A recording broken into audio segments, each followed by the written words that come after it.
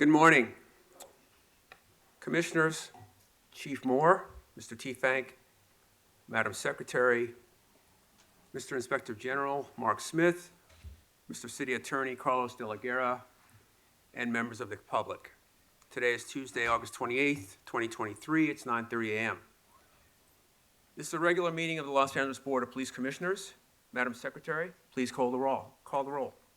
Good morning. Please let the record reflect that Commissioners Suthers, Shields, Calanche, and Sobroff are present, and we have a quorum. Mr. President? Thank you. We welcome everyone attending this morning. The Police Commission is committed to ensuring equal access to all of its meetings. It is requested that individuals who require the services of a translator contact the board secretary no later than the day preceding the meeting. Whenever possible, a translator will be provided.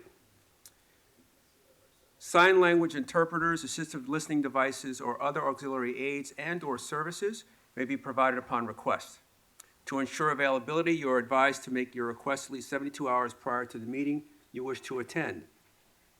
All public comment will be heard during item number 2 on the agenda. We will dedicate a total of 45 minutes to public comment. Members of the public will have 1 minute per agenda item for a maximum of 2 minutes total. At the request of the speaker will be given 1 additional minute for general public comment for a maximum of 3 minutes total. The order of speakers will be a speaker in this room will go first, then we will take a speaker watching today's meeting on Zoom. We will alternate between speakers in the room and Zoom for a total of 45 minutes. Members of the public who participate in public comment are reminded that they can speak to any item on the agenda or a matter within the jurisdiction of the Board of Commissioners. Public comment is your opportunity to address the board. So you are free to express your opinion on matters before the board and to generally express when you disagree with other opinions expressed. However, directing your comments to other individuals who've spoken or attacking others who have expressed their opinions shall be deemed off-topic and your public comment period will be concluded.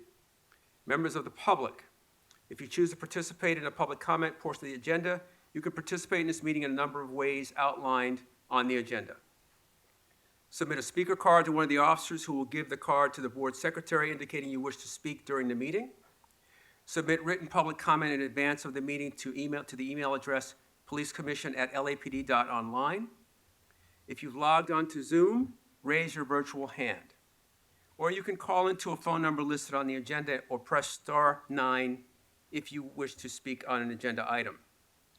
If you wish to just listen to the meeting, you can call into the phone number listed on the agenda that are designated for the call-in and listening. Message to those attending in person.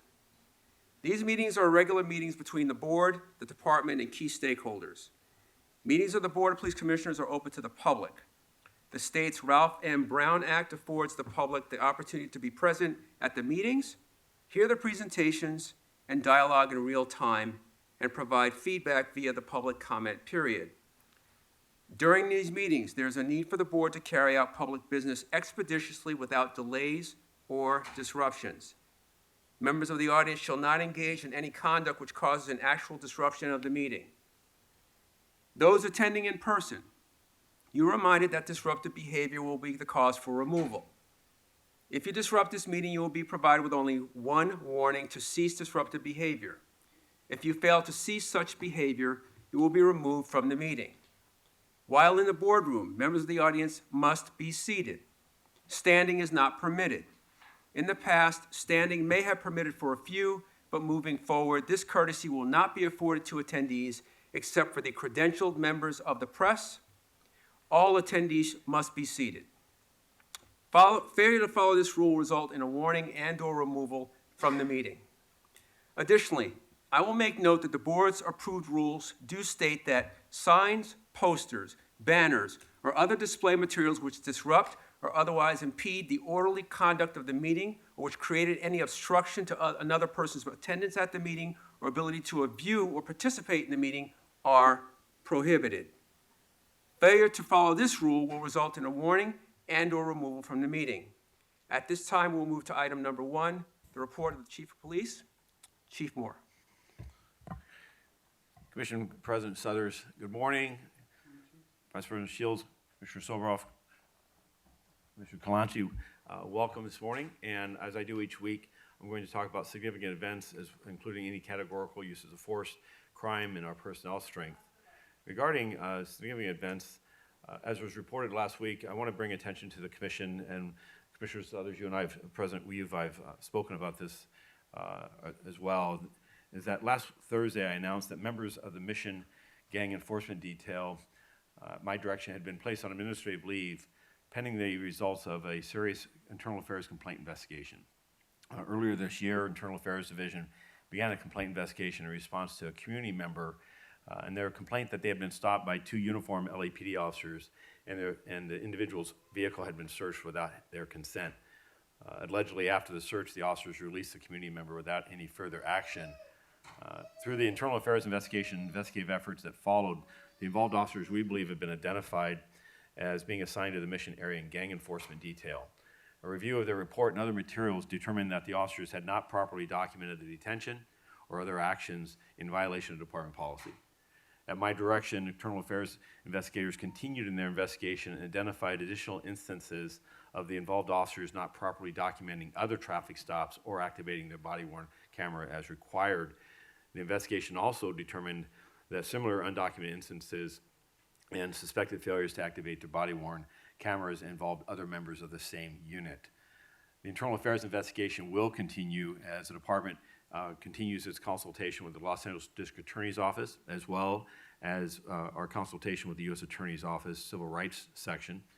And recently, the Federal Bureau of Investigation Civil Rights Division has indicated that they've initiated an investigation, or at least a review of what's occurred so far. The department is fully cooperating with all investigative efforts surrounding this incident. And I want to just state, as I did last week, that my expectation is that all members of this department will conduct themselves lawfully and constitutionally, that any stop or detention is going to be documented as required, and the body-worn videos will be used as required. This is an unbending expectation, and any consequences for those who would purposely avoid our requirements will be certain. Such misconduct undermines the public's trust and tarnishes the badge of the vast majority of the men and women of this department who conduct themselves with integrity and reverence for the law.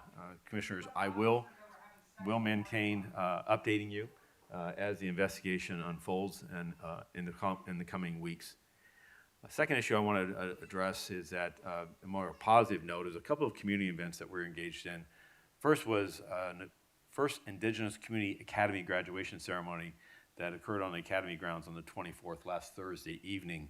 I want to thank Assistant Chief Al Labrada, Deputy Chief Donnie Graham, and Captain Jay Roberts for their leadership in establishing an outreach effort with the Indigenous community, primarily in the Rampart area of downtown Los Angeles. There, in gathering those members of that community, we put together a multi-week citizen or community academy detailing the various aspects of how the department operates and our outreach and engagement, and how those members of that community can work with us for a safer neighborhood.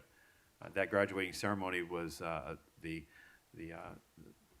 end of that teaching session, if you will, or instruction, but it was also, I think, a beginning of an opportunity to deepen our relationship with the Indigenous community here in Los Angeles.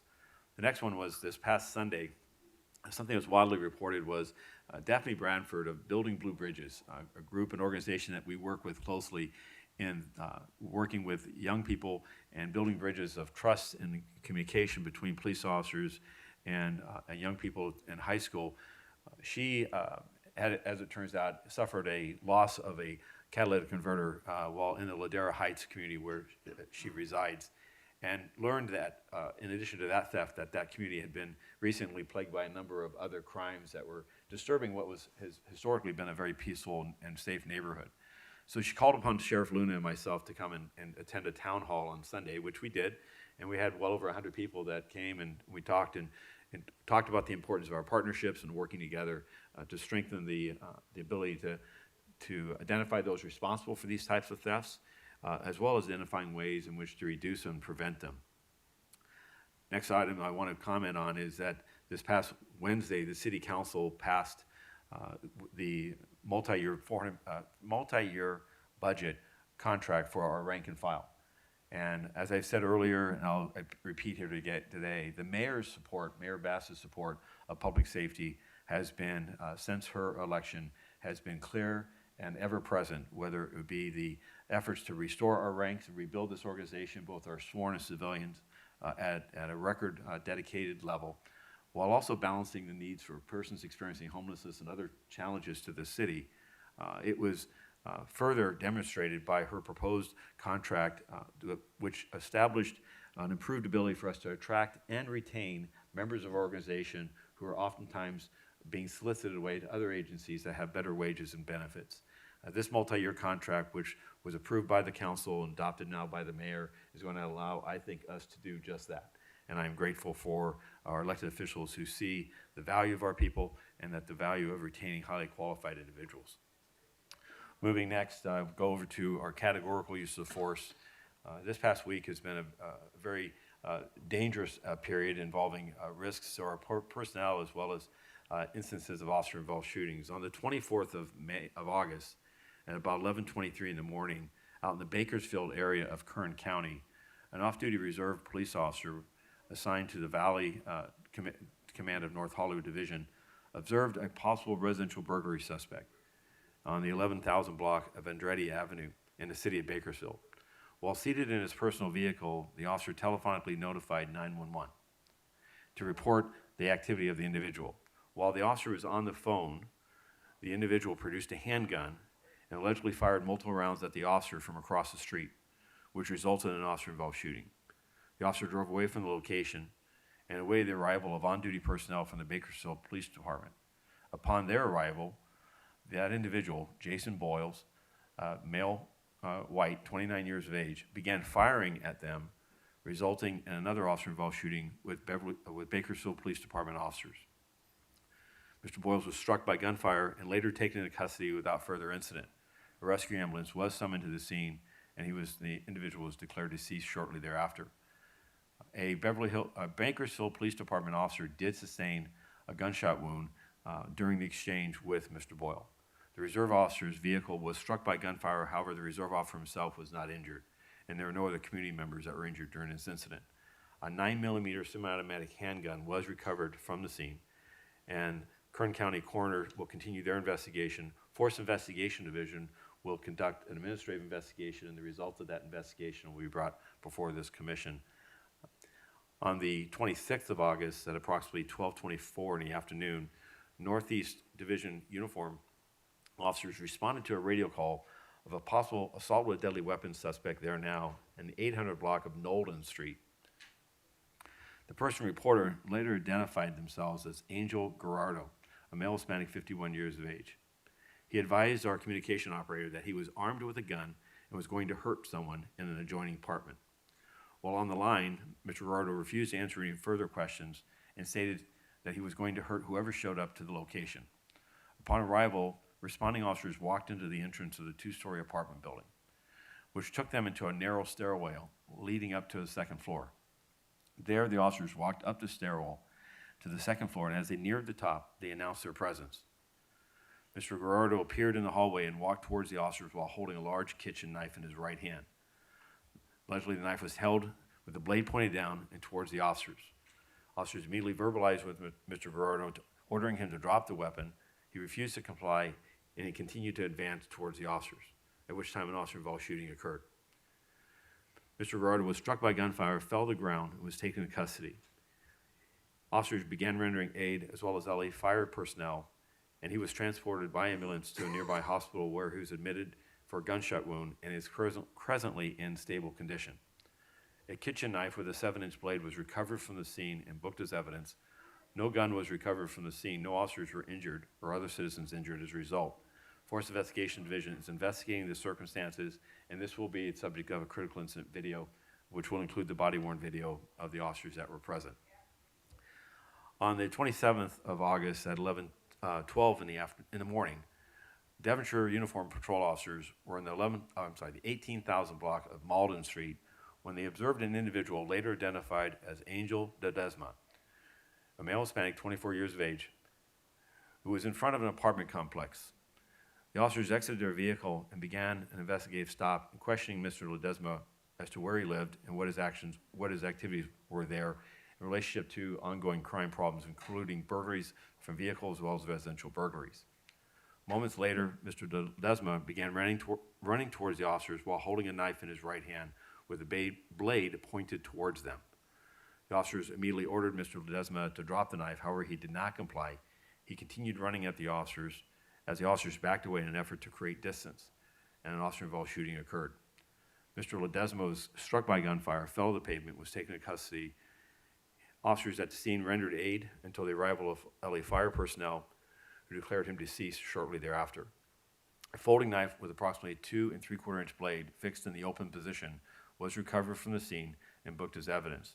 Representatives from the LA County Coroner's Office responded, and notification of the next of kin was accomplished. There are no other officers or community members injured during this incident. On this incident and the incident prior, photographs of the weapons that were involved was included as part of our media releases. With that, we now have a total of 22 officer-involved shootings this year to date versus 25 last year, and our 4-year average is 22. And looking at the increase this year versus last, well, actually the increase this year, while we still have 3 fewer officer-involved shootings, the increases we're seeing are in the number of instances involving people with knives. So far, of the 22, 8 of them involves individuals with knives that are as officers are being confronted, the threat exists and moves towards the officers.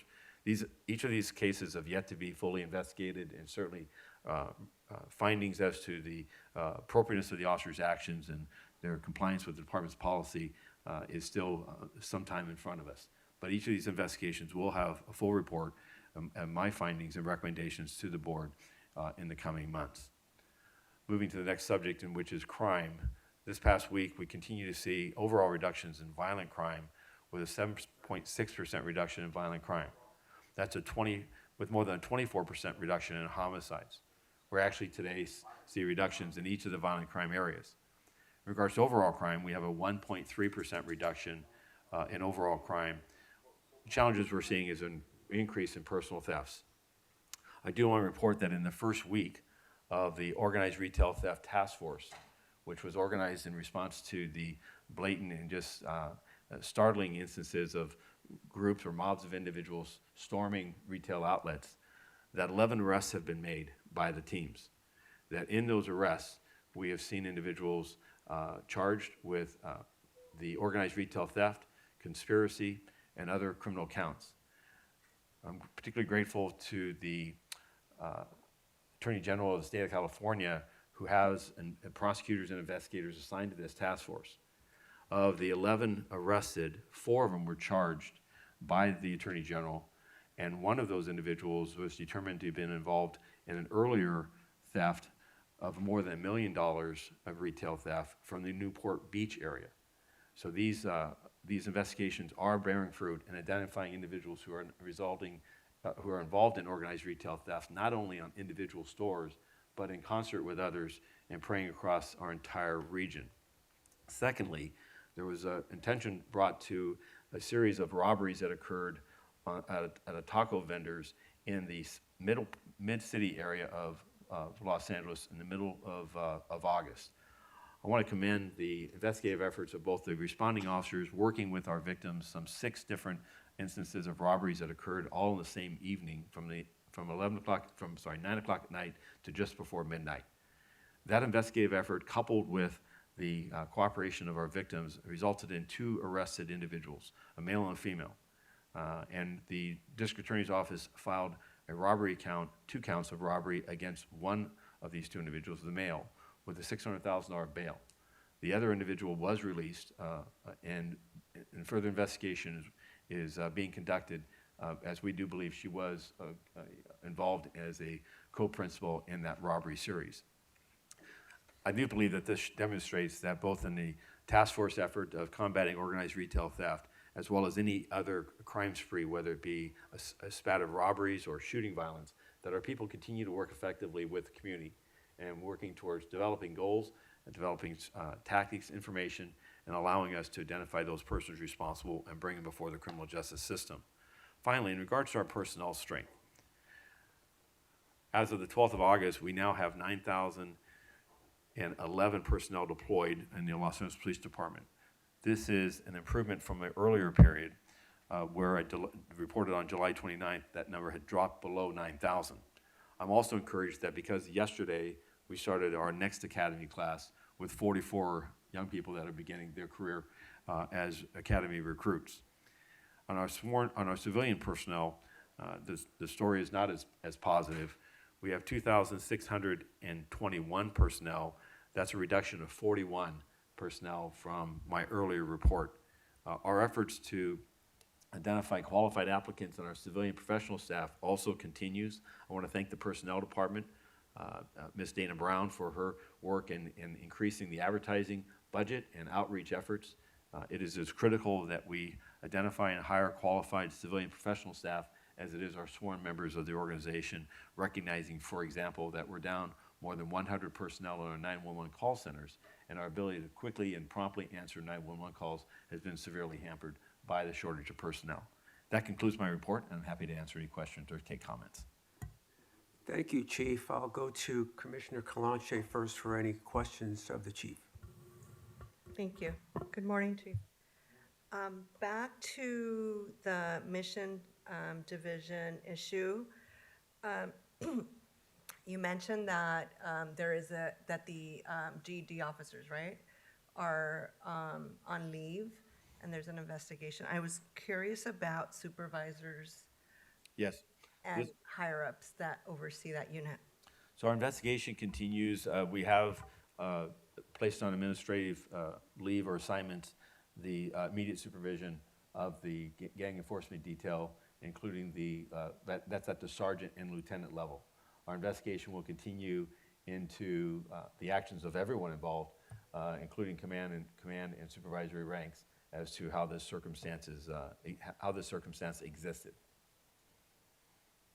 And would supervisors, just to learn about the process, would supervisors regularly review body-worn? Yes, there's a process in place where, in addition to reviewing body-worn video associated with arrests, there is a ongoing audit or inspection that's done in each of our gang units on a periodic basis, where they take a sampling of the officer's actions in regards to body-worn. The instance of concern here is that it appears that the stops that we're identifying, well, it doesn't appear, what we have found is that to date, is that we have officers that are conducting stops that are not logging or documenting that, Right. which is difficult to inspect because it's not information that's articulated as occurring. So however, with that said, we will look at this entirety of this as, was there other telltale signs or evidence that such activity was going on? And then also the pervasiveness. Is this the two officers that we have, or is it the frequency of this? Are there others that had happened on a rarity or once or not, or the many that was a regular practice? That's all part of the early stages of this investigation, is to determine the pervasiveness of it. Okay. I know there's a concern about our policies on pretextual stops. So I'm wondering if there's other mechanisms for, since they're not logging these stops, then how else do we monitor stops? Well, so we have a couple different strategies in which we do this. First of all is that we have active supervision. Officers are out in the field, so are supervisors, and they're monitoring the radio traffic, or an officer goes, quote unquote, code 6, they announce they're running a plate, they're doing things that indicate they're involved in some type of investigative activity. There's also our work organizationally, where we have officers who work in an undercover capacity to monitor officers' actions for their integrity and their adherence to department standards. Those are quarterly reports that come back to this commission. Certainly, the active supervision, in concert with, frankly, just the fact that this is 180 degrees away from what our expectations are, is that when the failures are found and the determination that it's a purposeful act, that this is clear misconduct and there is no room for it. And it's not a matter of taking some type of training or development, Now, I will say, we are calling in every gang officer across the city and having a stand-down or training discussion of expectations and as to the framework of the basics of this investigation. And that is going to happen on Wednesday and Thursday of this week, half the city on one day and other half, and which will involve Assistant Chief Marino, other senior staff, and I will close off each of those meetings to have a candid conversation and direct about my expectations, and that I have every faith and confidence that our people are regularly engaged in constitutional policing in a Right. respectful fashion. But I also look this squarely in the face, and when I see it, I'm disappointed, I'm frustrated by it, and I'm gonna share that with our people, because there's no room for this, and they have to recognize that this is not just embarrassing to talk about, but it tarnishes the badge of the work that they do, and that the rules and expectations are there for all of us. They're there to protect our people. They're also there to protect the community, that our people are going to act appropriately and professionally as we require. And with just documenting the stop and providing the rationale could have saved us from all of this, right? So it's not that they can't be proactive. It's more about like documenting and following policy. 1,000%. This is, we expect, and I need officers to work in our communities looking for those that are engaged in criminal conduct, seeking out, identifying those that are preying upon communities. Investigative stops are a critical component of that. But our expectation and requirement is that those stops and those detentions be properly documented and the basis for them articulated. And not doing so is unacceptable. Right. So just my last question about this. So since you mentioned that the GED unit, is it gang enforcement? Yeah. Is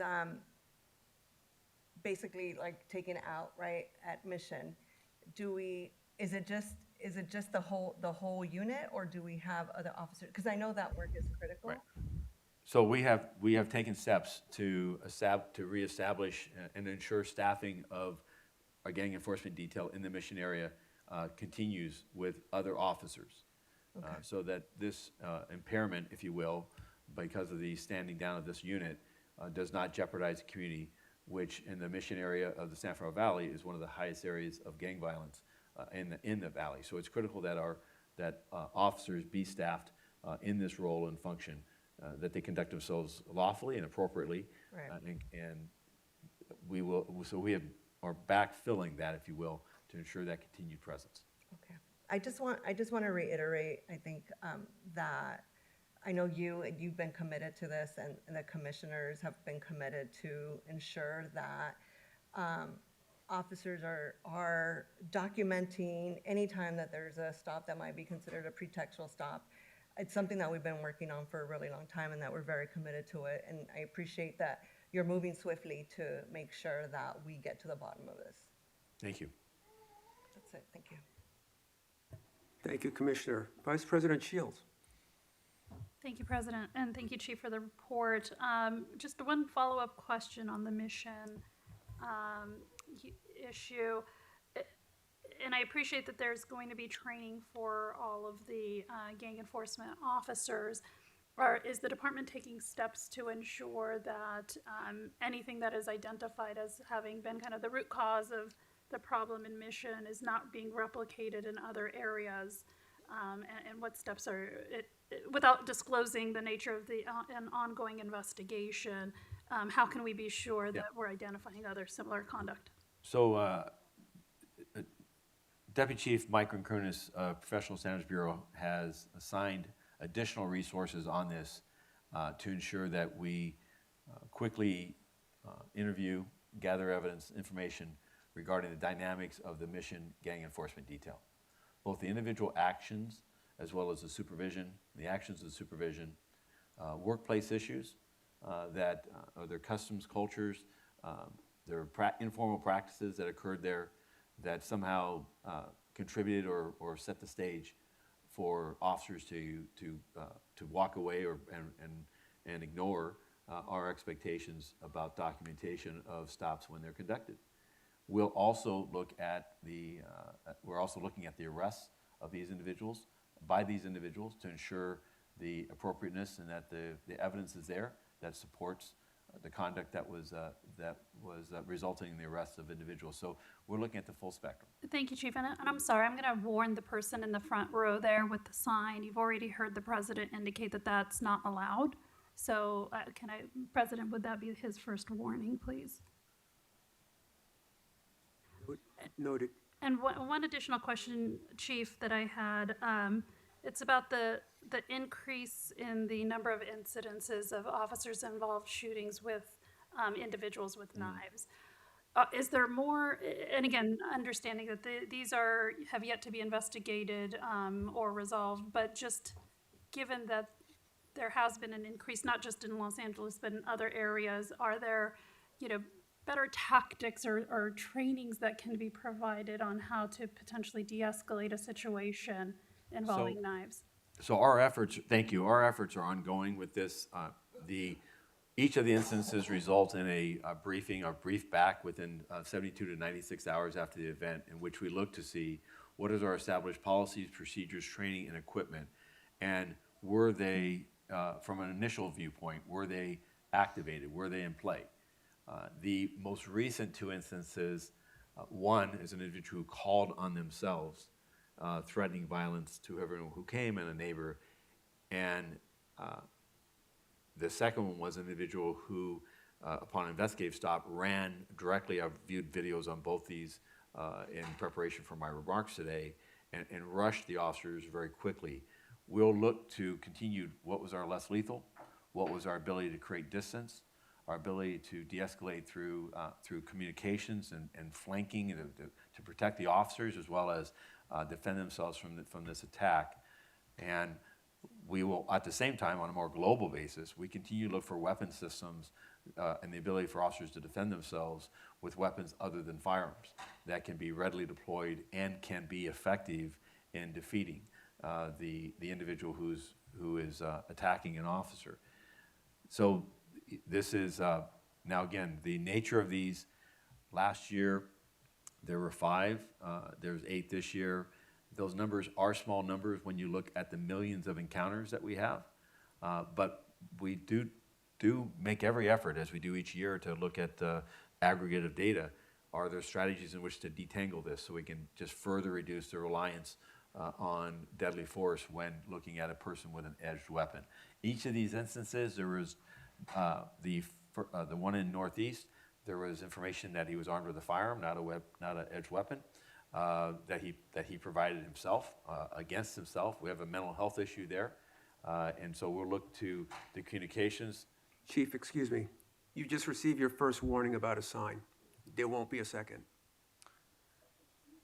We'll look at the communications tape. We'll look to the operator interactions with him to see if there's some other thing to have cautioned the officers further or provided them a better safety net.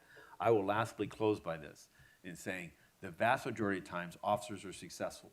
Just yesterday in the harbor area of the city of Los Angeles, a man similarly called the police, threatening violence. When officers arrived, he brandished from his balcony to the officers a large knife. Officers surrounded the location, summoned SWAT personnel there, and by trading him a cigarette for the machete, was able to de-escalate the situation and then trade it, and then he eventually submitted to the arrest. Those are instances that typically will not come on the radar and happen on a regular basis. Thank you. Commissioner Soboroff. No questions, thank you. Thank you. So, Chief, I'd like to return to and echo the comments of my fellow commissioners on mission, the GED, the efforts being taken to investigate that incident.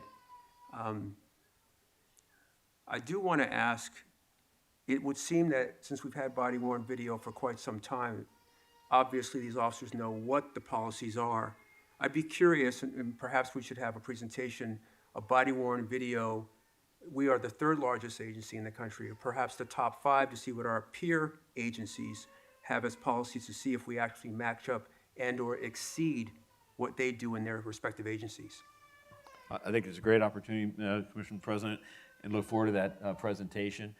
As a matter of scale, the last optic measure I had on this was, I recall, about 14,000 video clips a day is what we gather. So you're correct, with 7,000 body-worn videos out there, cameras, and every uniform officer carrying one and using them over the course of their activities. There are literally tens of thousands of these snippets. There is an inspection or oversight scheme in which we are working with our gang enforcement details specifically, but we're also working with our labor representatives with the league to expand that into our uniform supervisors and our geographic patrols. Lastly, or to actually two other points, the geographic bureaus under the Office of Operations also do randomized audits or inspections of body-worn for procedural justice to ensure that the conduct, to measure and evaluate the conduct of the officer in regards to those video clips. These are not involving arrests.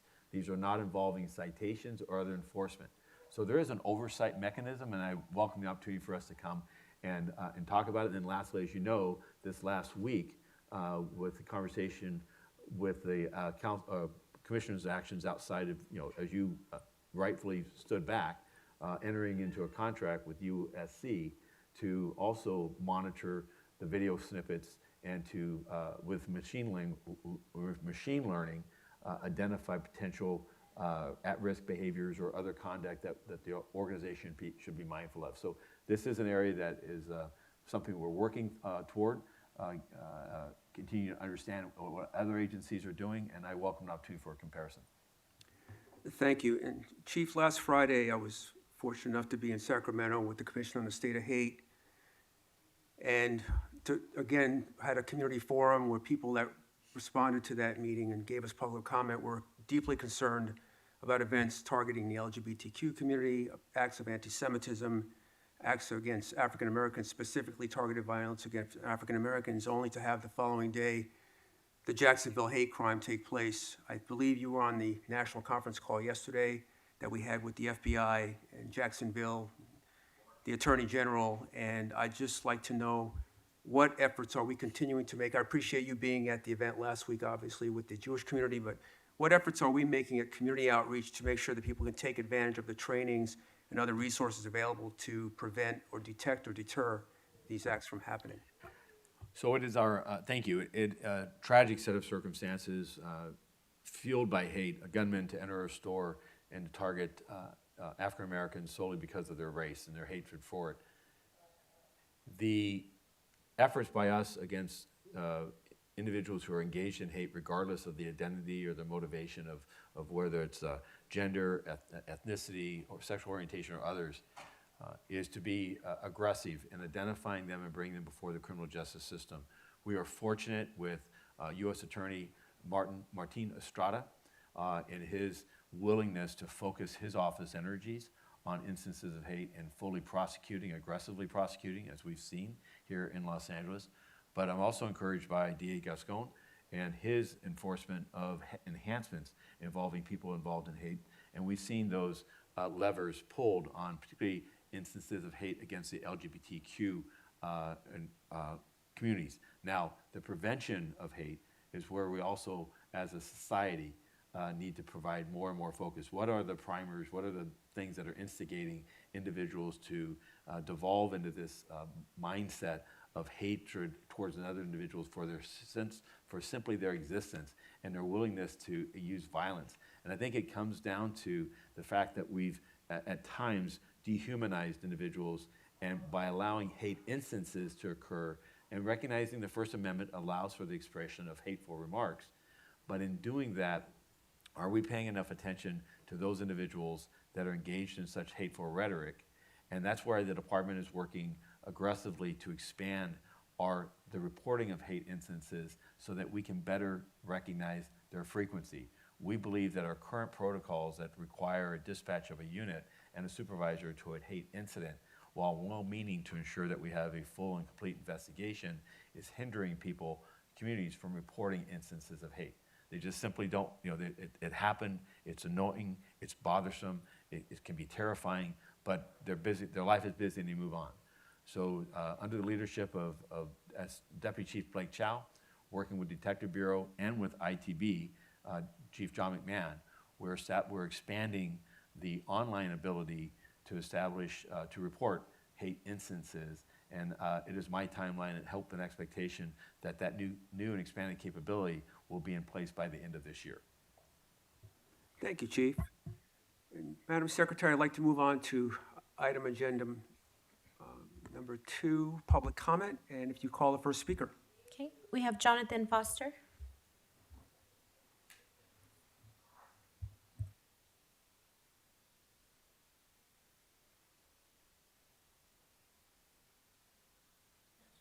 Hello, Jonathan Foster. Chief, here it is.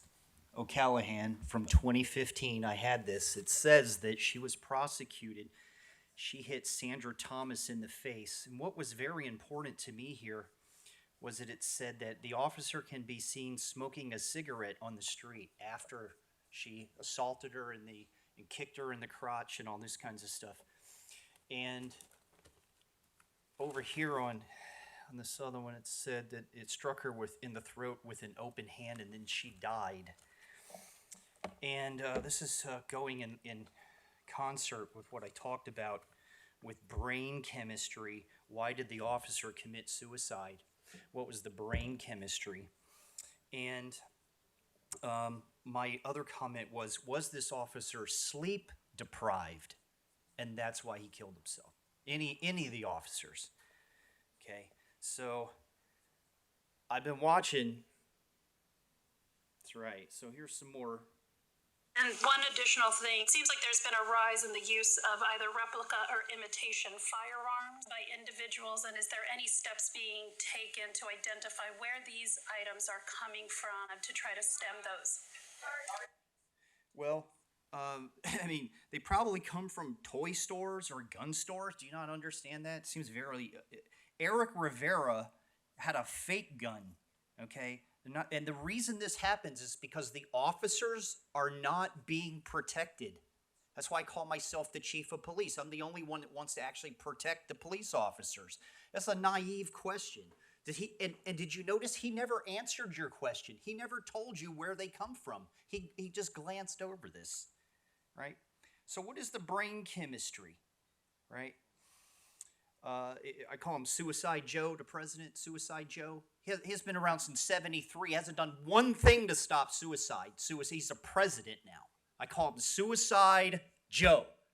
We're $32 trillion in debt. You can't hire anybody. Okay? The Shield's comments, head-to-toe body armor and net guns. You can't do it when you show up and the guy charges you. But if they're standing there with a less lethal, why couldn't they just had a net gun? And why am I the only one thinking this?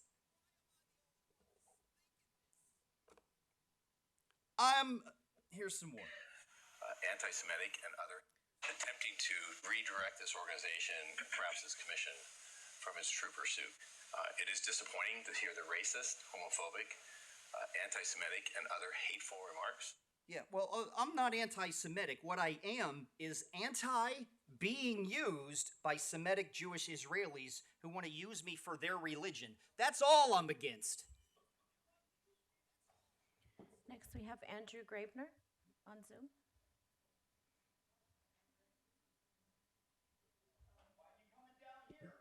Okay. I will speak on all items. Okay, 3 minutes.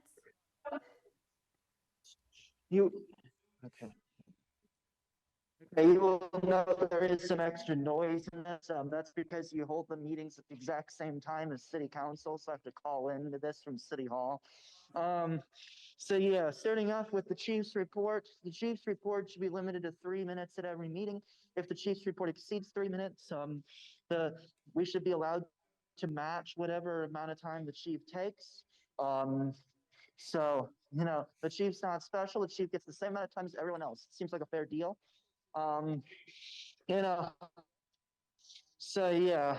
And I did note during the Chief's report that he was talking about how, I guess LAPD officers are now shooting people in Bakersfield.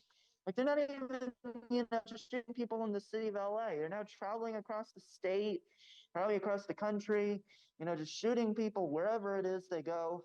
I guess now in Bakersfield, because can't just do Los Angeles, gotta do Bakersfield too. I wonder if the cop lives in Bakersfield. There's this like all these cops that live outside the city of Los Angeles. Um, but yet they're paid with taxpayer dollars and just got a raise. Um, let's move on to it's only one consent agenda item. Um, fuck any of the grants. The LAPD shouldn't be getting more money. Um, so, so don't approve any grants. We have something related to staffing levels for the communications division. The communications division has a lot of cops who go and just come up with any ways to write these whole lies about every time the cops shoot someone and write in such a way that it sounds like the cop didn't even shoot the person, even though that is exactly what happened. Um, what caused the shooting was that the cop pulled the trigger. Nothing else caused the shooting. That's how shootings work. The gun doesn't just fire itself. A cop has to pull the trigger to fire the gun. We have the equipment report. You all have just too much equipment. And much of it's dangerous, and you shouldn't be having it.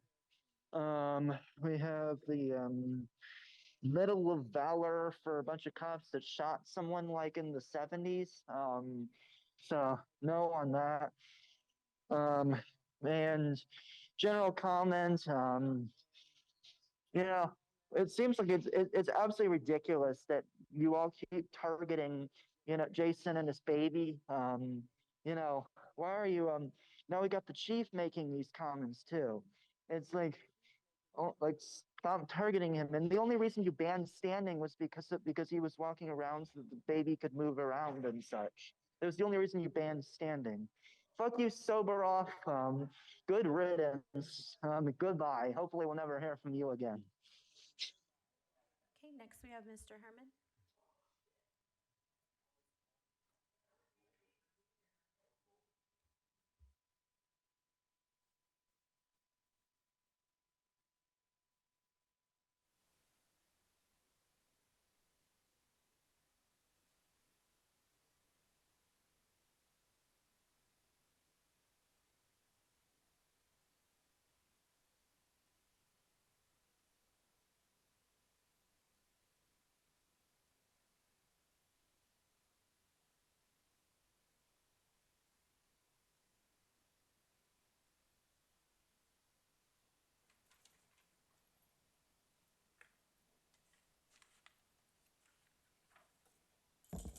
For the record, Mr. Soboroff, you're fired. You shouldn't be up there. You should not be up there while I'm delegating on behalf of the citizens of Los Angeles pertaining to the closed session items. Why is it that we have Steve Soboroff misbelieving, mistrusting the public's important issues while he sits up there and he's not even a goddamn commissioner anymore as of July 17th? Why is that? And since June 30th, since it expired, why have there been more involved shootings with not two officers, not one officer, but a bunch of officers, as you heard down in Bakersfield, they've been shooting the niggers. But, hey, I can't help it, Steve. I can't help it. Simplify faggots, we all know what it's all about. Yeah, it's true. Very true. And then the regular agenda items, for example, Sergeant John Preston, whoever the fuck he is, on October 29th, simplify. Then we got on item A, recruitment of not Steve Soboroff, but he's fired. And what's interesting is, why is Steve Soboroff impersonating a commissioner while he sits there and takes my public comment? Consul, cure correct that shit. If your job title is expired, you're fired. Get the fuck out and let the next commissioner in. Because this is bullshit. Fucking bullshit. Matter of fact, let me go to my non-agenda fucking public comment. Now, in regards to the fucking racist comment by the chairman who hates children that make that noise is, and people that stand up, are you fucking kidding me, Sambo? There's something definitely wrong with this fucking issue. I have to stand up because I have sciatica. I have to stand up because I have mental health. I have to stand up because I think you're fucking punk. But no offense, they're just words. They're not fighting words.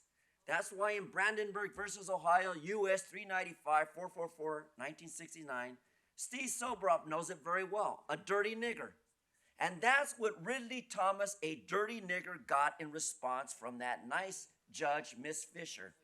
When she said to her, Miss Rusha, you know, she said, motherfucker, you're not going to get 1 month. You're not going to get home arrest. You're going to do 42 fucking months, pay 30,000 fucking dollars, and 700 when you leave this fucking courthouse. You understand, you dumb USC fucking nigger?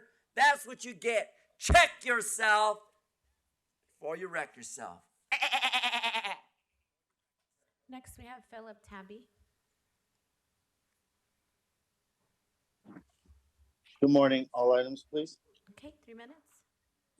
I want to start off by first saying we have a very corrupt, unethical, and morally bankrupt chief of police who does not care about the people. Recently in the news and in today's chief report, we learned about gang officers in the Valley Bureau Station not activating their body worn. This has triggered an FBI investigation. FBI. You hear that, Jack? But Mike, why didn't you do anything about it when you were warned about it? Isn't it true, Mike, that members of command staff such as Captain Johnny Smith warned you and some of the other commissioners about this occurring? Is this true? Did you know that officers were not using their body worn way before the complaint was made? If it's true, why didn't you do anything about it then? You did nothing. As a result, we see lawsuits and you retaliate against the officers. You could have nipped it in the bud when you had the chance. It sounds like your ego and your pride gets in the way every single damn time, preventing you to do the right thing. At the end of the day, our officers get hurt and the community suffers. Is it true, Mike, that not only you knew about this, that Liz Rhodes also knew? Oh, the infamous Liz Rhodes. It sure makes me wonder if our officers were intentionally set up. I hope the FBI interviews the captains. Mayor Bass said it very well the other day in an interview. Instances like this can erode confidence and trust in our police department. Mayor Karen Bass, I completely agree with you. Mike, you are never the solution. You seem to always be the problem. You created an environment for them to fail. Who's going to hold you accountable? I'm going to hold you accountable. I represent the people. I warned you when we met, man to mask, that our community will never give up. But you came to my community telling people we were holding a pity party. Fire Chief Moore, fire Liz Rhodes, and give Lozano freeway therapy. God bless our LAPD. I yield the rest of my time. Next, we have Jamie Cusick.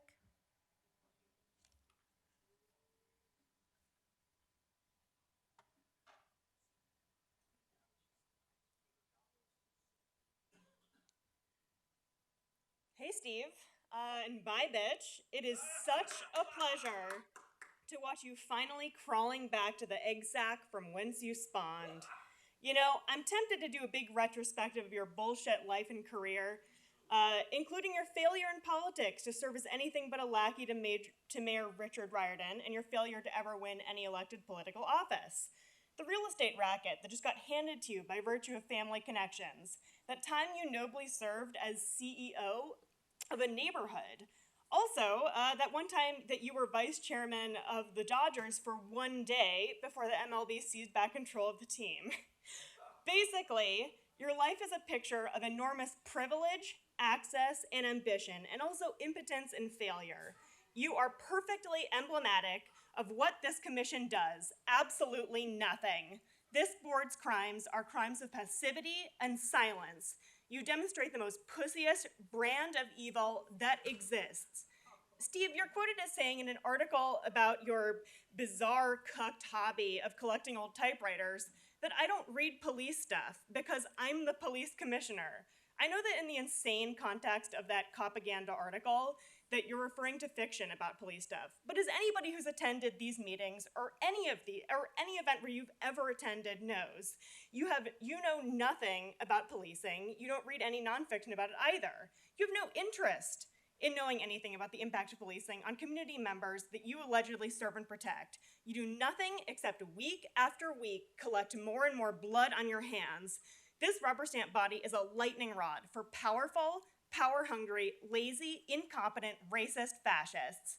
And I am actually saying this earnestly to the rest of you. You have the option to quit this job. You can go get other jobs that don't involve authorizing terrorism. You motherfuckers have enabled LAPD to commit 22 shootings and 15 murders this year. And I would ask how you sleep at night, but frankly, we all know that you sleep just fine because you simply don't view the black, brown, indigenous, poor, unhoused folks who are always the only victims of your shootings as human beings. The LAPD budget increase that happened last week wasn't an inevitable or even an inexplicable outcome, although it certainly is logically inexplicable, given the fact that right now it happens to be convenient for you to claim that crime is down. The budget increase didn't happen in spite of all these murders. The budget increase was an active incentive to your department, Chief Moore, to keep up the good work of your racial terror campaign. And you're already living up to that encouragement, as evidenced this weekend by the 2 shootings and the murder that occurred days after that budget increase within a span of 2 goddamn days. You don't keep us safe. We keep us safe. All you do is commit violence and waste all the city's money. Fuck you. You're disgusting. I'll yield the rest of my time. Next, we have Hamid Khan.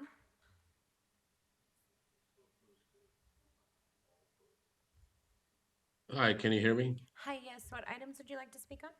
All items, please. Okay, 3 minutes. So it's almost amusing and pathetic that Southers started this meeting giving us a lecture for close to about 7 to 10 minutes at how this commission, which is supposedly a people's representative, will silence, contain, dismiss, and banish the very public that this body is supposed to represent. But never mind that that the business as usual continues. Never mind that LAPD is on record again of killing the most people of any police department in the country. Never mind the gang enforcement detail, after all the training, all the monies, all the de-escalation, yada yada yada, continues and doesn't give a fuck about anything, which that's what their training is. But however, the people who are supposed to be this commission representing and people who are supposed to speak out needs to be silent. I mean, this is, with no disrespect to anybody, but this is the most pathological, condition that I have seen, and that is to be expected again, because this is something that we talk about, the white supremacist racist murders in Jacksonville, but this very department is representative of that white supremacist violence as well. So that's why yesterday, and you all have a copy of the letter that was given to you by Richard T. Fank, was sent by Stop LAPD Spying Coalition, Los Angeles Community Action Network, and Black Lives Matter, that that people demand that we go back to exactly what we were doing. I mean, and it states that even the last agenda from 2019 June that was available in the archives exactly was how business was used to be done supposedly for this people's forum, that people had the right to respond or ask questions or give their comments on every agenda item. People had a right could speak out in general comments as well. But then it was this bullshit, much against to anybody in the community. Then they voted in December 2022 to continue with this, to limit public comment to just 45 minutes. So we demand that, we change the meeting day and time to the evenings or weekends so that more community members can attend. We demand that we move the location of the meetings to the community rather than inside the LAPD headquarters, which is not at all accessible. And we demand to provide space and time for public comment on each agenda item after the item has been presented for the general public comment at the end of each meeting, allowing public comment to anyone who submits a speaker card. So that's where the situation is, but we seem to be continuing with business as usual and completely silencing the community. And the last thing I want to make is a comment about Moore's comments about Jason using a child as a prop. And we looked at the video. This is so fucked up, Michael Moore. This is really, really. Okay, thank you. Next, we have Michelle Dumont.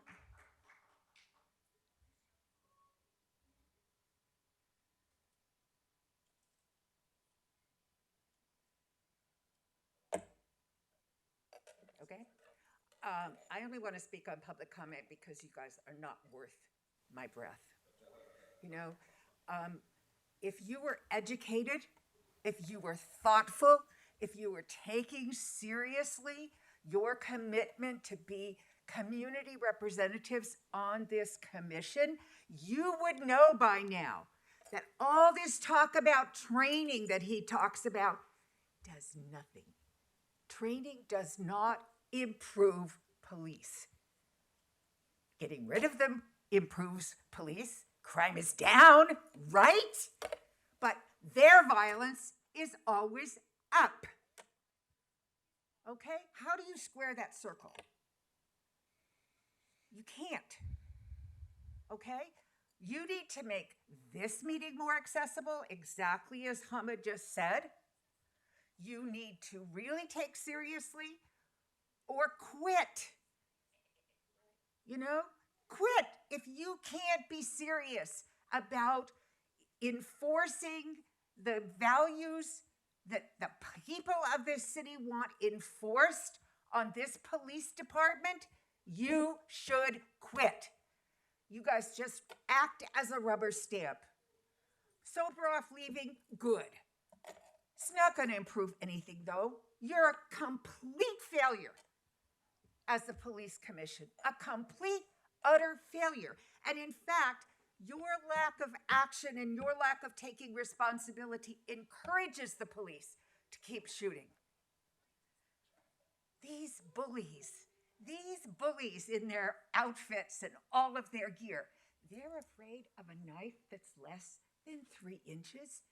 They have to shoot somebody because they have a knife that's 7 inches? Are they shooting their spouses in their homes because they wield kitchen knives? And point them toward anybody or everybody or even toward the ground, for God's sake. And by the way, if you check every word that this man said today, you will find lie after lie after lie after lie after lie. You know, do the research. Be smart. Be committed to the public that you're supposed to serve. Or quit. You know, you should all just think about quitting and go public about how this commission really works. Because there's no hope that Karen Bass is going to make it better, because all she's doing is supporting this ridiculousness. And by the way, keep these cops away from young people.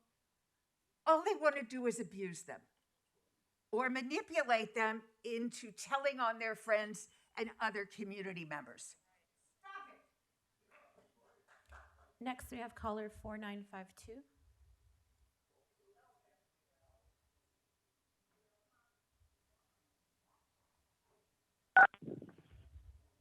Hi, can you hear me? Hi, yes. What items would you like to speak on? I'll speak on all of them. Okay, 3 minutes. Hi, this is Tiff Guerra. I'm with the Stop LAPD Spying Coalition. I'm calling in support of the demands made to the board from the organizations Black Lives Matter LA, Los Angeles Community Action Network, and the Stop LAPD Spying Coalition that Hamid just referenced. these demands that the meetings be made more accessible and that public comment be made more accessible. We demand that the meetings be moved to the evenings and that the location of the meetings be made more accessible and actually put in the community, and that speakers are allowed to make public comment after the item is discussed by the board and by LAPD, and then that there's also a public comment period held at the end for any person who submits a speaker card and wants to speak on an item related to LAPD policing and the actions of this board. And why these demands are critical is that LAPD is not only the most highly funded department in the city at over $3 billion, while many people in the city continue to struggle with poverty, with generational poverty, and increasingly struggle with homelessness as well. But LAPD is also the most violent department in the country consistently. Year after year, this is an agency that murders more people than any other agency.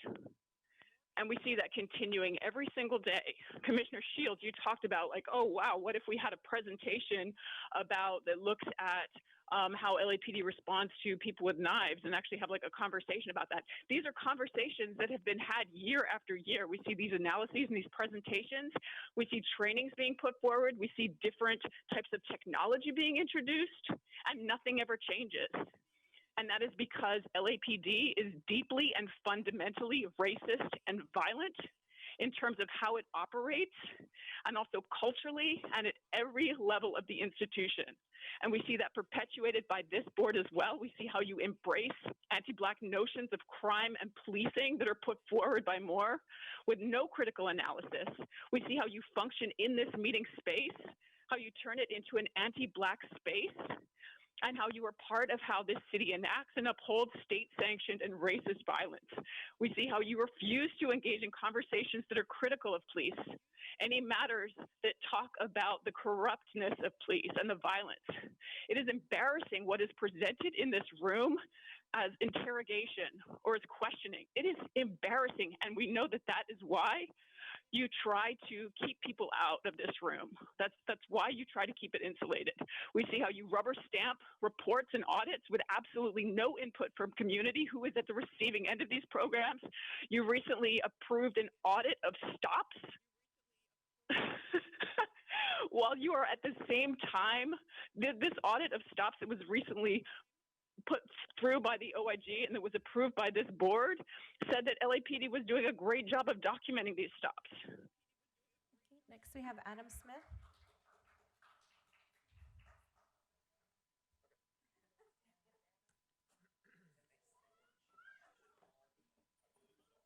Good morning.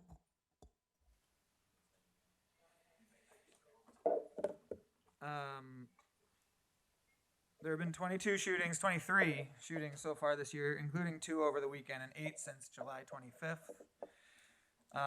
As one member terms out, who has spent his career here championing and celebrating police violence, a new group of commissioners from a new mayor make their way to the dais. To President Errol Southers and Vice President Rasha Shields, how many people being shot and killed by the department meet the standard that you bring to quote-unquote civilian oversight of the deadliest police department in the U.S.? How many acts of moral misconduct, if not legal, will this quote-unquote citizen's voice in police affairs legitimate and call conduct? While nearly 6 unhoused people die on the streets of Los Angeles every day, while our unhoused neighbors, and particularly our Black unhoused neighbors, continue to be disproportionately targeted by the LAPD's tracking, tracing, and violence. This commission, as said many times by colleagues at the Stop LAPD Spying Coalition, continues to act as a shock absorber for a system that uses police violence as a disciplining device for a society that disinvests from our communities, in both money and in life. This new quote-unquote leadership must shift the ways in which the public interacts with this commission. The meetings must be moved from LAPD HQ to a place in the community at a time that is more accessible to the public. If not, what are you afraid of? Every person that wants to give public comment must be allowed to give public comment. In a city of 4 million people, creating arbitrary limits and constraints when pretending that you speak for that community is incredibly disingenuous. People should not only be able to speak to every item that they want, but should be able to speak to the items as they are discussed, not all lumped together before presentations and reports are discussed. Speaking of disgust, as a father who's brought his kids to this meeting pretty much every Tuesday for 3 years, 2017, 18, 19, into 20, to see the way that the city, and particularly its violent figureheads like you, Mike, target Jason and talk about his child as a prop. You've never said that to me. Actually, I remember back in the day when commissioners would try to come up to me and talk to me about my kids before the meeting. And it's just, it's disgusting.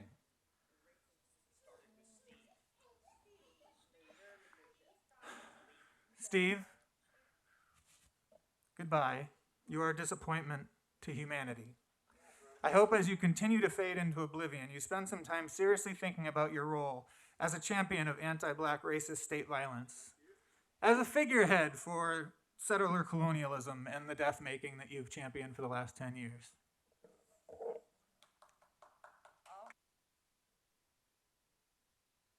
Next, we have Megan Wiles.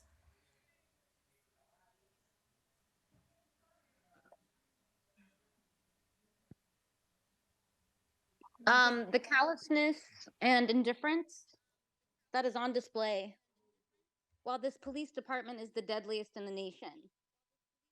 23 shootings, 16 dead.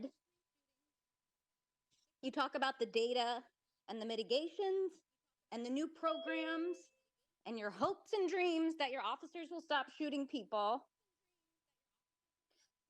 But your failures are obvious in the pile of bodies that lay at your feet. You can say all sorts of things, but it doesn't change the fact that under your leadership, your officers kill people at a higher rate than anywhere else.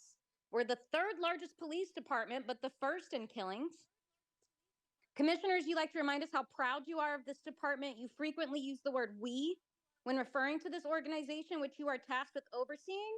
So Errol, William, Rasha, Steve, Maria, you killed somebody this weekend.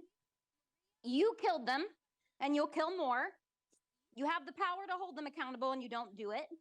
You have the power to insist on actual investigations when a cop murders someone, or brutalizes someone, or rapes someone, and you don't do it. You have the power to speak against it, and you don't even do that.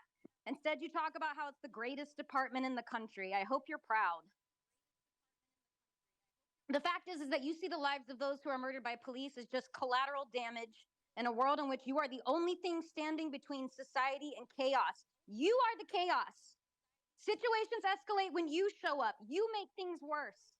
You suck up all the resources we have to house, educate, and heal people. You're making life worse for such an enormous number of people. How do you live with that? Resign and call for funds to be diverted to community investment.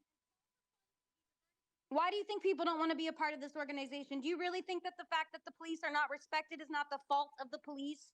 You think people are idiots and they don't know what's good for them or their communities? You think you're doing just so much good for the community and they just don't appreciate you? If you made this meeting more accessible, you would know. You know that there's so many people out here that would be calling you out, and you wouldn't be able to call us extremists, which is the whole point of how and when and where you conduct these meetings as you do. Because if they were at all accessible, it would be too easy for everyone to see how unpopular you are and how hated you are. Congrats on being the most hated, Steve. It's not easy. Congrats on 10 years of terror and death and suffering in which you had the power to intervene and didn't. I yield the rest of my time. Okay. Next, we have Mike Greenspan.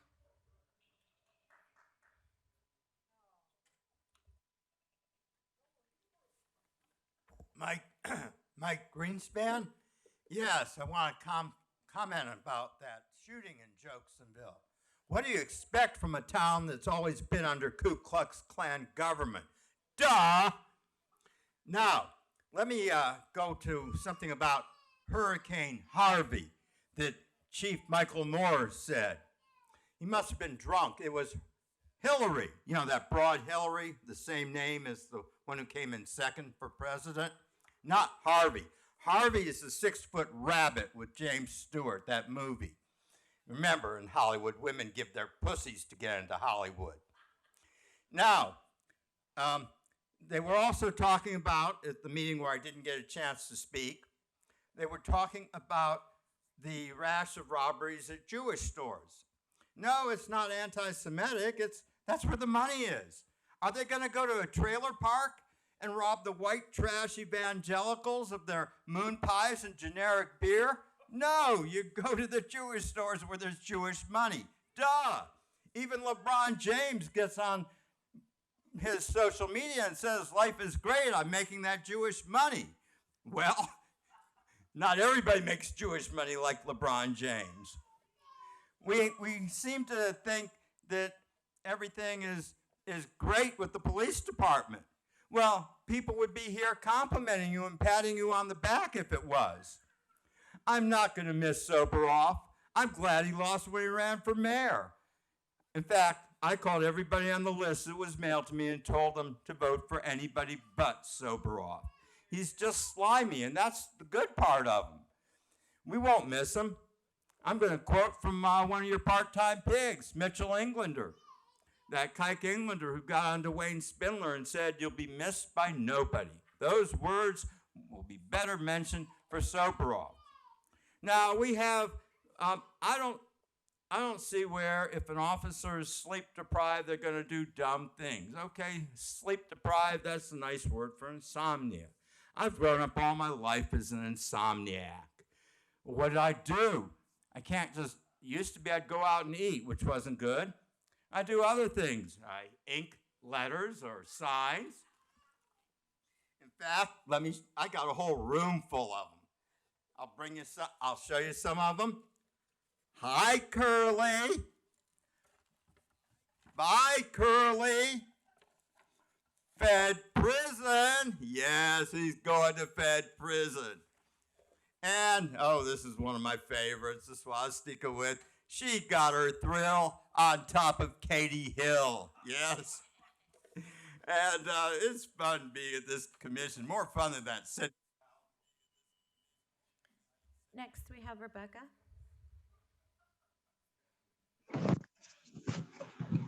Hello. Hi, what items would you like to speak on? I'd like to speak on all of them. Okay, 3 minutes. Okay, awesome. So qualitative and quantitative data highlights that mass shooting has been increasing. So far, we have an officer from Ohio came down to California and shot up a safe place, which was a bar. Not only did he kill an innocent woman, he also killed and shot numerous other people. We then have another episode of, the first one was a Twitch streamer going into a grocery store and predominantly killing Blacks and people of color and walking past certain individuals. Another copycat scenario has happened as well, where another individual came into a grocery store. Once again, a safe place. He's not going to grocery stores in Compton, where there's probably going to be guns. He's going to grocery stores that are incredibly soft targets. And these white supremacists are hunting and killing Blacks and killing themselves like the cowards they are, and or negotiating plea deals so they don't get death penalties. That is the reality of the world we're in. Last thing, the SCOTUS, the Supreme Court, have highlighted that it's our Second Amendment right to have our CCW. It shall issue. So far, qualitative and quantitative data have highlighted that it's an average wait of about 1.5 years to 2 years just to get an interview and or to even get your God-given right that the Supreme Court stated that it should happen and it should take no longer than 3 months. Everything what I've highlighted, data has proven what I'm saying to be true. Definition of insanity is doing the same thing and expecting a different result. Having soft targets where we know white supremacists are choosing soft targets. And then at the end, all we get is hopes and prayers is the definition of insanity. having white supremacists show up to meetings blatantly with their sons, sitting right beside cops, and nothing is being done, shows you the type of society we're in, where these facts and these truths are continually being broadcast.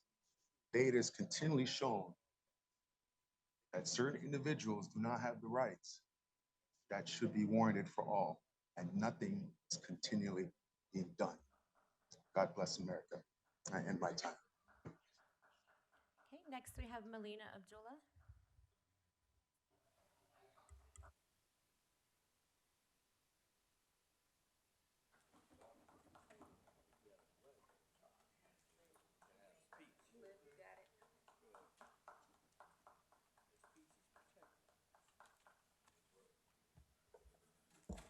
So my name is Melina Abdullah with Black Lives Matter.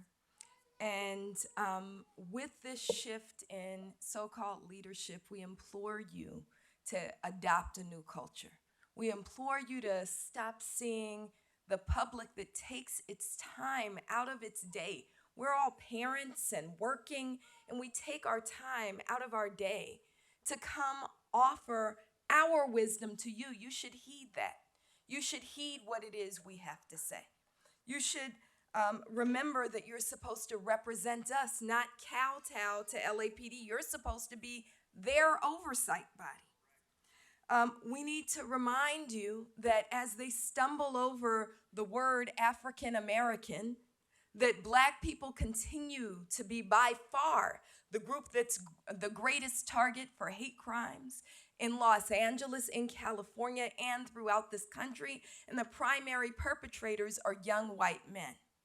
We need you to do something about it and speak boldly about what that means and how rhetoric, political rhetoric, as well as public policy spurs that on.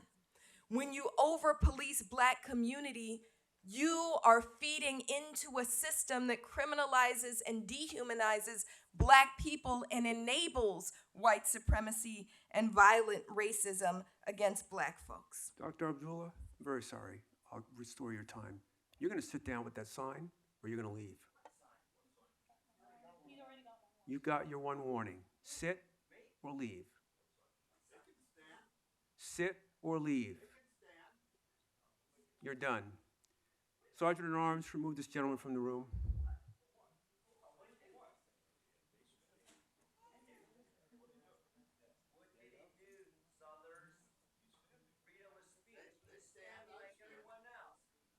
Remove yourself. You made the rules earlier, Southern. Why can't he stand? He's in support of the group. He's not saying nothing negative. I'm not even making a remark. Southern. That's the city attorney's job. That's selective prosecution. Yeah, that's the city attorney's job. Selective prosecution. Yeah, Racist. wait, hold on. Shut up. That's the city attorney's call. City attorney. Yeah. Yeah, but unconstitutionally. Right. You've been asked to leave. Can you go on your own accord, or can we You're doing it on the basis of content of speech. That's content of speech. That's not conduct. That's conduct of speech. That's nothing to do with conduct. It's content of speech. That's selective prosecution. You can't selectively prosecute. Yeah, you can't selectively. Selective That's selective prosecution. prosecution. Pattern and practice of targeting peoples, Mr. Southern. Get that goddamn attorney up there to speak. Dr. Abdullah, please continue. So I also want to lift up what's happening with these gang units and with police overall. When they target Black people, when they target poor people, when they target brown people, these aren't just things because they forgot to turn on their body cams. This is a violation of the law. We passed AB 953 in 2015. They're not logging things in as a violation of the law. I'd like to also draw your attention to the fact that your official reports from LAPD no longer report the race of the victim. So when you look at the OIS reports, it doesn't say whether the person was killed or the race of the victim. It only gives their age. This is a relatively new thing, and I would contend that it's also a violation of 953. I finally want to lift up the letter that you all received. And I know Steve Soberoff was scowling that he's seen this before. You haven't seen this before. That we're calling on this body to be more democratic. We're calling on this body to represent the people of Los Angeles. We're calling on this body to make this meeting accessible by moving it out of this intimidating LAPD headquarters where we're surrounded by cops. We're calling on this body to not make it a conflict with not only LA City Council, but the LA County Board of Supervisors. Move the meeting to the evenings or on the weekends. And we're calling on this body to remember that we have something to offer. And so we're asking you to hear our public comments, to value our public comments, and if we need to present why we are saying and demanding what it is we are, we're asking you to invite us to offer that to you officially. Thank you. Next, we have Steve Rogers.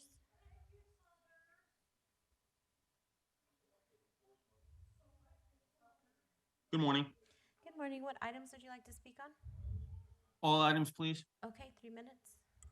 I refute the propaganda you just heard from Bolshevist lying Marxists. To call the LAPD racist and murderers, which has been done at this meeting, and claiming white supremacy is an issue that affects Los Angeles is outrageous and ridiculous. If you look at the facts, LAPD is a quote unquote majority minority department, okay? Another fact, the vice president of the Los Angeles Police Protective League, who was elected, not like the chief of police who was appointed, is a female Black, Joretta Sandos, who is beloved by the membership of the LAPD and has won election numerous times. So let's stop the nonsense and the propaganda. I do agree that the meeting should be moved from 9:30 on Tuesday morning to another time where there can be more participation, maybe a rotating schedule regarding time and also location. What you see are basically revolutionary communist activists who hate the police and hate the government as it is constituted. So, and then you have people who disrupt President Suthers. I encourage you and support you in enforcing 403 PC, disrupting a public meeting. It was done under your predecessor Briggs on a weekly basis, where one warning becomes 5 warnings, and then the repeat offenders return the next week. We have to get back to basics. We have to get back to the enforcement of the rule of law, and that begins here. To do otherwise is disappointing and frustrating for the world that is watching these meetings. We support law enforcement, good law enforcement. That's what the city needs. The primary purpose of the government is public safety, not to provide all these resources like housing and defund the police so we can fund the community. Fund who? Marxists and people that want to basically divert money to themselves? Black Lives Matter? Where has all that money gone? Yeah, ask that question. And if their lives really mattered, that money would be going to the community, which it is not. Okay, so all lives matter. And using the Orwellian phrase, all animals are created equal, but some are created more equal than others. Let's stop playing the identity politics. Let's have community policing for everyone. Not and in terms of the citizen academies, let's have citizen academies for everyone. I mean, it's great that the indigenous community had one, but let's have more community policing, not by invitation only. Post the meetings before they happen. We don't want to hear about them after the fact. We have to get back to the basics. Stay safe, everyone. God bless the LAPD. Next, we have Akili.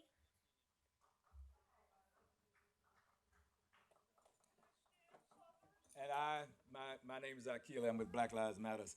And please come join me, because this is a part of the coalition of people who have decided that we want to make and take our time to communicate with you and share what we think should be done. There are 4 conditions that Black people have to deal with: white supremacy, institutional racism, individual bigotry, and mass denial. That mass denial allows Jacksonville, Charlotte, Buffalo to exist, because We can't figure out why this happens. And the death of black people is too high a price to pay. We are paying that price here in Los Angeles. If you look at the number of killings, we have to come here every week and speak out. Because what will happen is we will become numb. We will think that this is acceptable. We will think that this is just how it's done. We will think that, well, they must have done something wrong and there's nothing we can do. What you have done is first anti-democratic. Second, it prevents the people who you say you represent from really speaking their truth to you. And then finally, what you try to do is by containing us and constricting us, what it means is all you do is give them all the power. You are supposed to be the oversight body, not them. You are appointed, not them. And so what we have come here to do every Tuesday, since at least for 6 years or more since I've been coming through here, is be the public voice that you should be listening to and responding to first. We've met with commissioners in the past, and you know what they told us? They said, there's nothing they can do. And we said, but wait, you were appointed to do this. And they said, there's nothing we can do. There's a lot you can do. The first thing you can do is listen to, incorporate the voices of the public, meet on days when we can be here with you, meet at times we can be here with you, and eliminate this 45-minute time. Well, okay, that's even a better word. Because all that does is constrict and confine. And if you're a fascist society, that's what you want. But if you claim to be a democratic society, then you want open and public communications. Thank you. Next, we have T. Hello? Hi, what items would you like to speak on? I just need to address something before you start my time. So one of the policies of public comment is not having other callers attack people that are making comments. And you continue to allow white supremacist, racist people to do that on these meetings. And it's the same people. Okay, so notate that. And I wish you would start my comments over, because you actually say that at every meeting, and these same people keep violating that policy, and you don't bother to cut them off. Please start my time over. More decide to open with corruption of the department. Failure to report and document, failure to turn on body cameras, not following policy. Okay. And then Kalanchi says, are we going to do an outright admission of this? You mean transparency to the people? Why aren't any of these, the not following policy, considered, like in cases of Grishario Mack, where he was murdered in the Crenshaw Mall, was actually out of policy and nobody's been held accountable. Not one officer has been held accountable for any of the murders of our Black and brown community members. Not one. Okay. And then you all are out there recruiting indigenous communities. So while you're ciphering money from the Black and brown communities, you're out there recruiting people because you're actually stealing resources from those communities. At the same time, trying to recruit these communities. Stay out of indigenous communities. Stay out of the Black and brown communities. Instead of ciphering $3.4 billion a year, another $87 million that Bass gave you, another $400 million y'all just got contracted with, which is an epic fail. This whole department is an epic fail. But you continue to get resources and killing Black and brown bodies out there. You continue to hire unqualified, the lowest common denominator, low-hanging fruit, right? And, you expect training and more resources to reform this department. No amount of money or training can reform this evil. This is a cracker council criminalizing the community, right? You all can take a white supremacist mass murderer into custody, right? After killing several Black and brown people, but you can't seem to de-escalate somebody with mental health episode, unarmed people, or someone holding a knife or other object. And by the way, the N-word is hate speech. It's white supremacist, anti-Blackness. And this body or any meeting should not accept the N-word. If it was an anti-Semitic speech or somebody saying anti-Asian or anti-LGBTQ or whatever the acronym is, you all would be saying something. But when it's hate speech against black people, y'all continually allow it in this meeting. It's disgusting and it's unacceptable. Steve Moore needs to go. Thank you. Next, we have Wayne.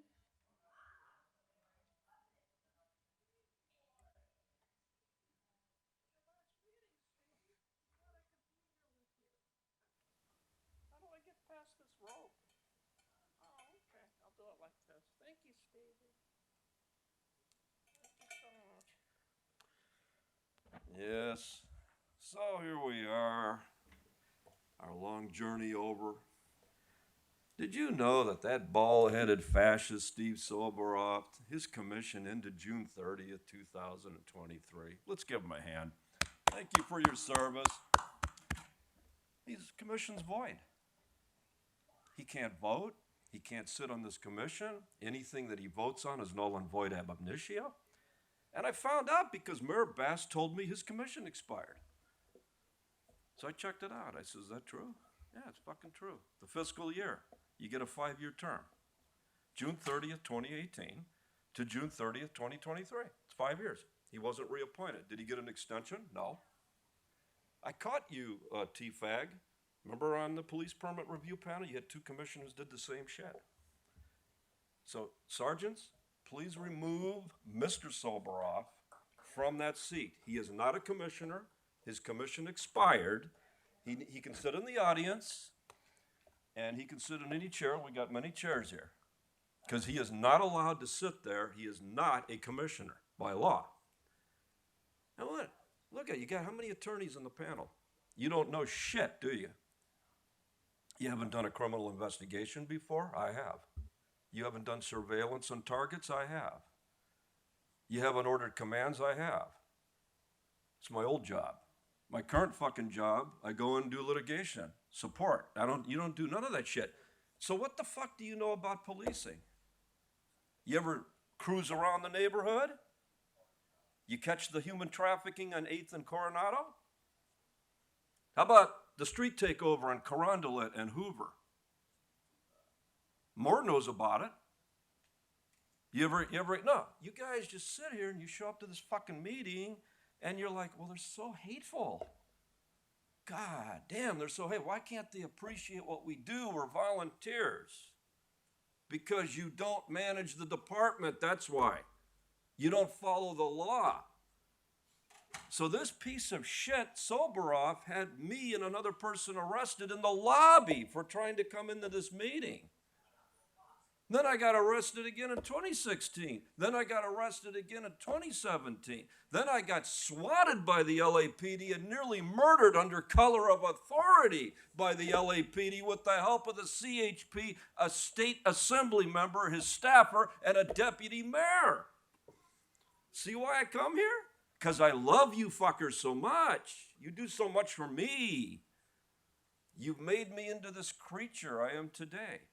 So we want to tell Steve to go fuck himself, go back to your beach house, spend your money, because you're an old, washed-up pile of shit. Next, we have Felicia Duarte on Zoom. And as we did last week, we went 15 minutes past 45 minutes. This will be the last speaker.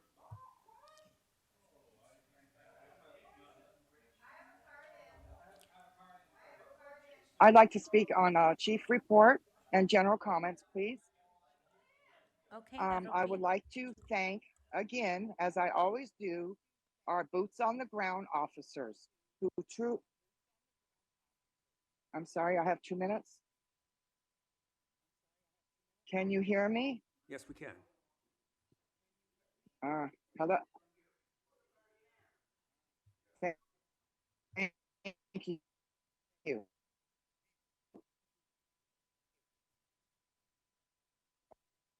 Okay. I to thank our boots on the ground officers to see that the city council has finally pulled. This committee was told repeatedly for years, if it ain't broke, don't fix it. Yes, there are things to be dealt with, and this commission deals with it. But again, if it ain't broke, don't fix it. And here we are trying to fix it. Well, actually, back then it was fixed. with our mayor, Villagrosa, and city council, namely Monica Rodriguez, pandering to ACAB. For those that you don't know, that's all cops are bastard groups. Officers were abused horribly, injured, and faced off with Antifa without protective gear. During the Antifa and the fraudulent BLM riots, our officers were put in an untenable position, while city leaders bent the knee to anarchists. No one had the backs of our officers, thus a mass exodus of sworn officers. Who could have guessed? We warned you.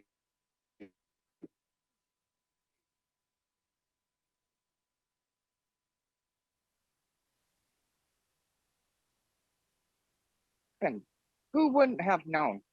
Dumbass city leaders across the country did this and are now scrambling of their firmly attached to the politicians' asses. Quit using our officers as political pawns. We can't go forward without evaluating our recent past and how we got here. Fill our vacancies. Stand behind your troops. Stand behind your officers. Lastly, let's see the stats on black crime and black on black or black on white crime and black on black crime. It'll be very telling. It's not white supremacy. Thank you. That will be the end of public comment period. We'll move on to item agenda 3, the consent agenda item. Are there any questions on the consent agenda?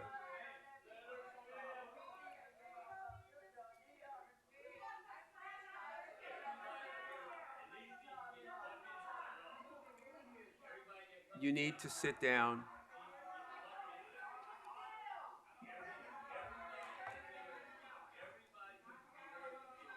You're being asked to sit down. This is your first and only warning. You are disrupting the meeting. You are disrupting the meeting if you don't sit down.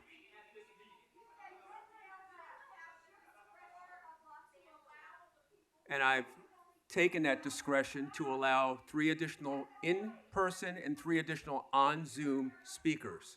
You will sit down or you will be removed. You will sit down or you will be removed.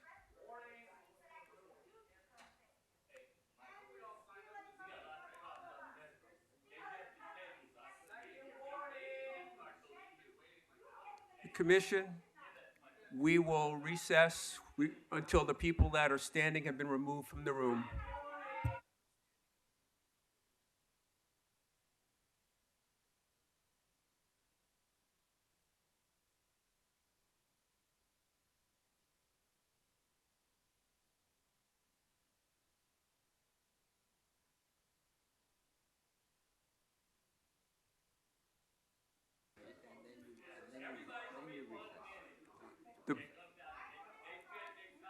The Board of Police Commissioners cannot conduct an orderly meeting because people are disrupting it. This creates an actual disruption. If this does not stop immediately, I will order the room cleared pursuant to California Government Code Section 54957.9.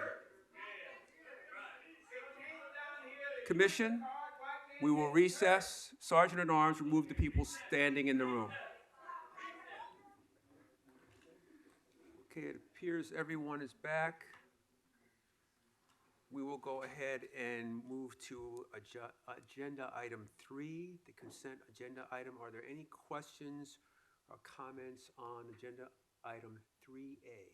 No, sir. Nope. Okay, Commissioner Calanche, go ahead. Yes, can we pull item B? No, we're on 3. Oh, I'm sorry. That's okay. No, this is 3A. Sorry. That's okay. I have it noted in my, just let me double check. No, I'm good, thank you. All right. Okay, with that, I'm going to move that we approve the department's report for agenda item 3A. Is there a second? Second. Moved and seconded. All in favor, say aye. Aye. Great. Motion carries. We'll move on to agenda item 4, regular agenda items. We have 3, and I'll start with item A. Commissioner Calanche, any questions?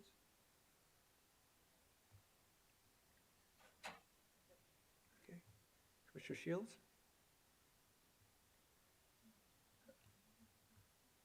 Oh, we haven't. No, I don't think there is a presentation. Oh, my error. We are having presentations. Are we? Or are we having presentations? No, there's no presentation. Okay. Okay, so agenda item 4A, I do have a comment and question, but I'll go last. So Vice President Shields? So let's staff come up and, let's be ready to respond to questions. Thank you. Bring everybody up, okay. Sorry, Administrator Sauer. Sorry for the confusion. Okay. This is the department's report on Communications Division staffing levels, call load, and recruitment.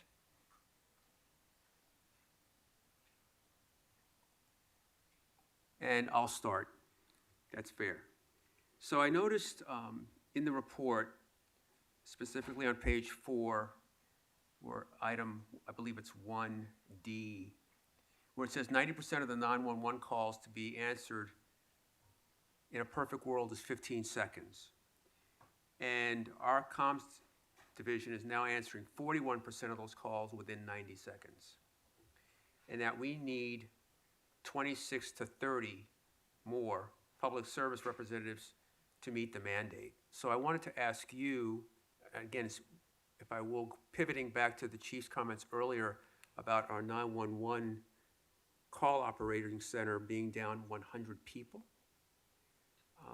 how we're going about trying to recruit, trying to retain the necessary communication staff that we need to even come close to meeting the mandate. Good morning, Commissioners. Anne Marie Sauer with Administrative Services Bureau. I'm going to let Captain Valois start because I actually want to make sure you have the updated information on our vacancies, and then we'll shift over to Police Administrator Taft to talk about sort of the recruitment and hiring piece. Okay, thank you. Good morning. Present a brief overview of the communication staffing levels, our call load recruitment efforts that were delineated in this fact sheet that you have. In June of 2023, we were authorized 666 positions. As of that same month, we had 511 that were filled, which actually left us a vacancy of 155 positions. In calendar year 2022, we received 3,728,131 calls, 911 calls. And this equates, if you look at it, per PSR per 8-hour shift, that's about 72 calls each one is taking. They're taking at least 9 calls per hour. The California state guideline, which comes from Cal OES for answering 911 calls, as you mentioned a moment ago, is 90% of the calls within 15 seconds. And again, as the report stated, Communications Division was at about a 41% call rate. I am able to say that by making some recent adjustments in deployment, we've improved that call answering rate to a little over 50%. And I look at those stats literally every day. For the 24-hour period yesterday, we were at 61%. So we're trying to get as much juice out of this lemon as we can possibly get out of this fruit. Currently, on the 911 phones, we average 17 PSRs during the PSR times, the peak times of 911 calls.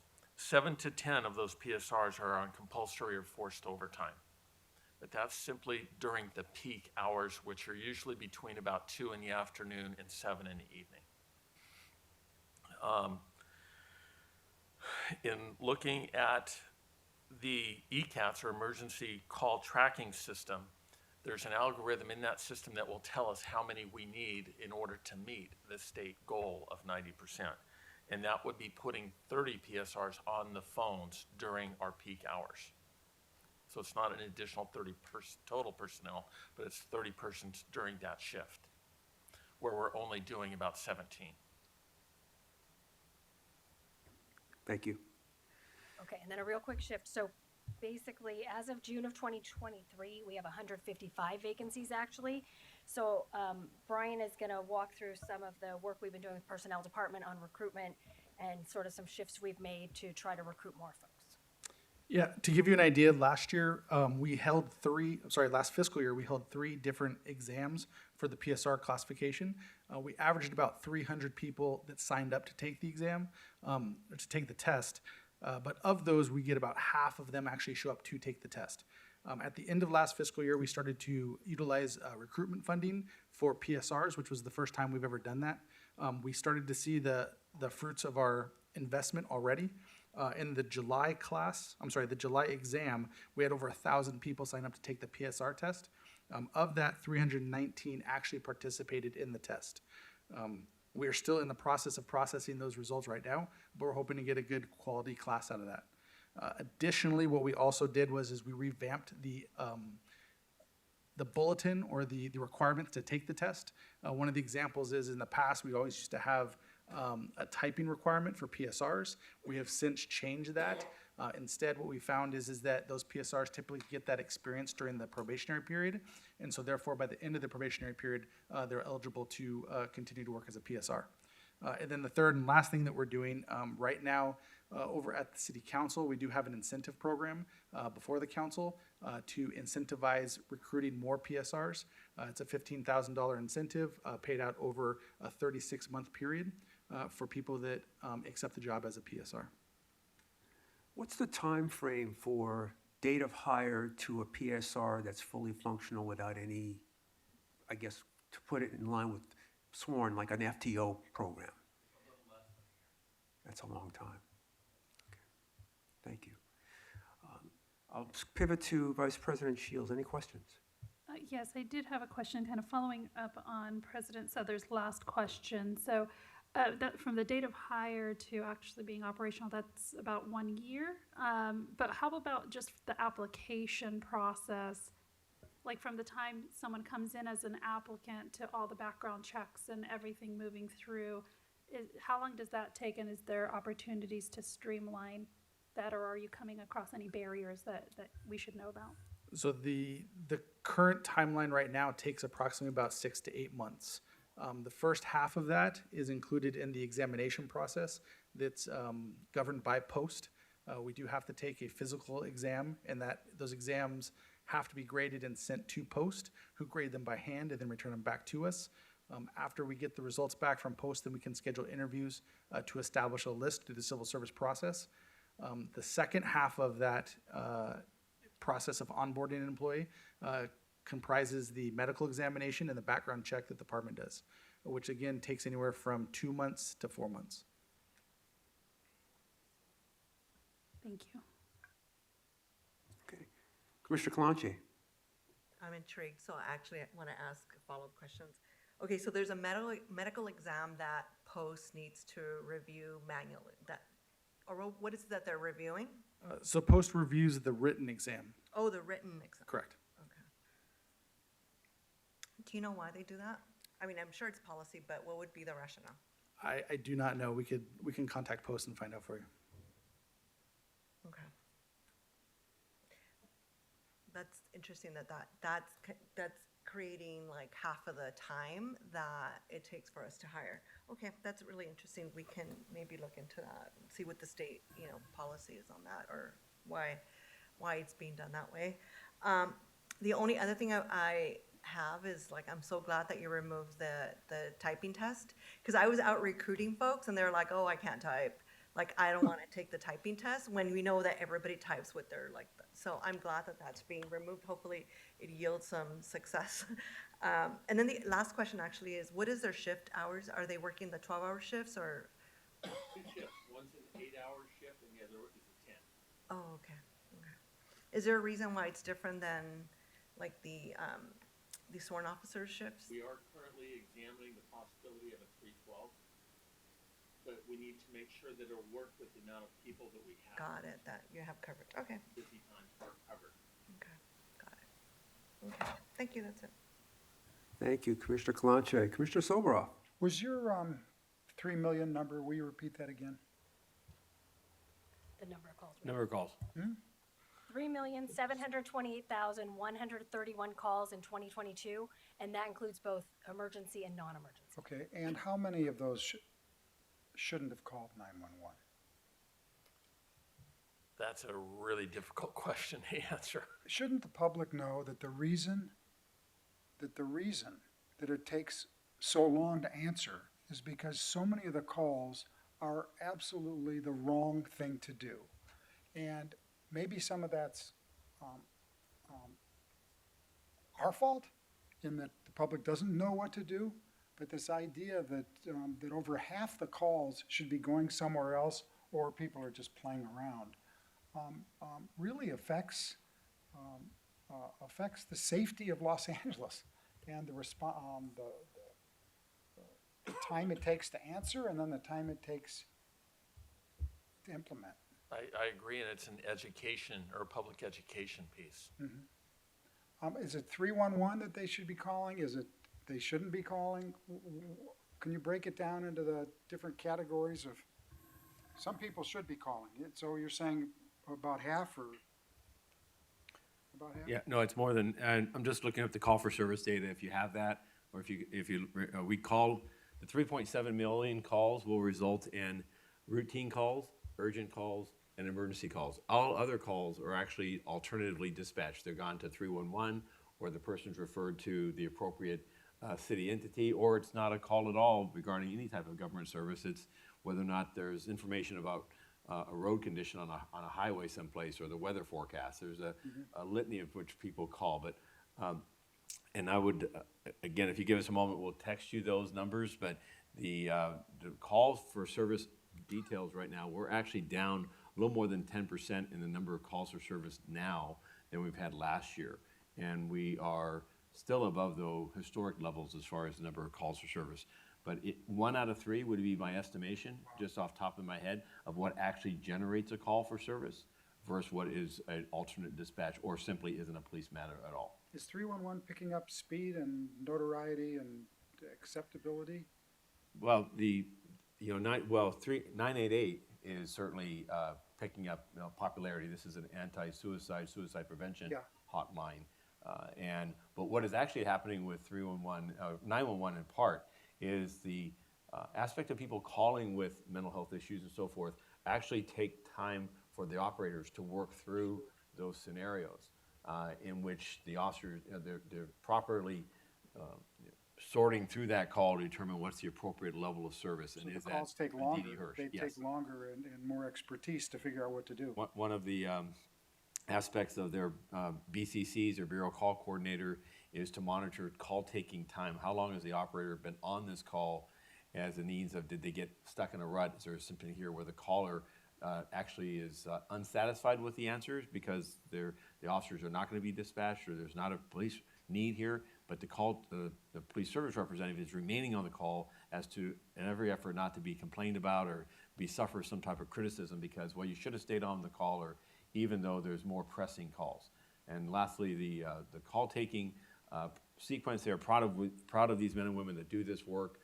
They're significantly understaffed, and one of the few areas of our city that actually has mandated overtime. While many police agencies across America have mandated overtime for sworn personnel, the civilian staff of LAPD communications is on required overtime because of such a dramatic shortage of workforce, and we are continuing to work to harvest any existing police service representative to handle 911 call taking. I will comment on the 312 aspect. This is important that we can surge the number of call takers at between 2 and about 10, 11, 12 midnight. 312s have a tendency to flatten everything out.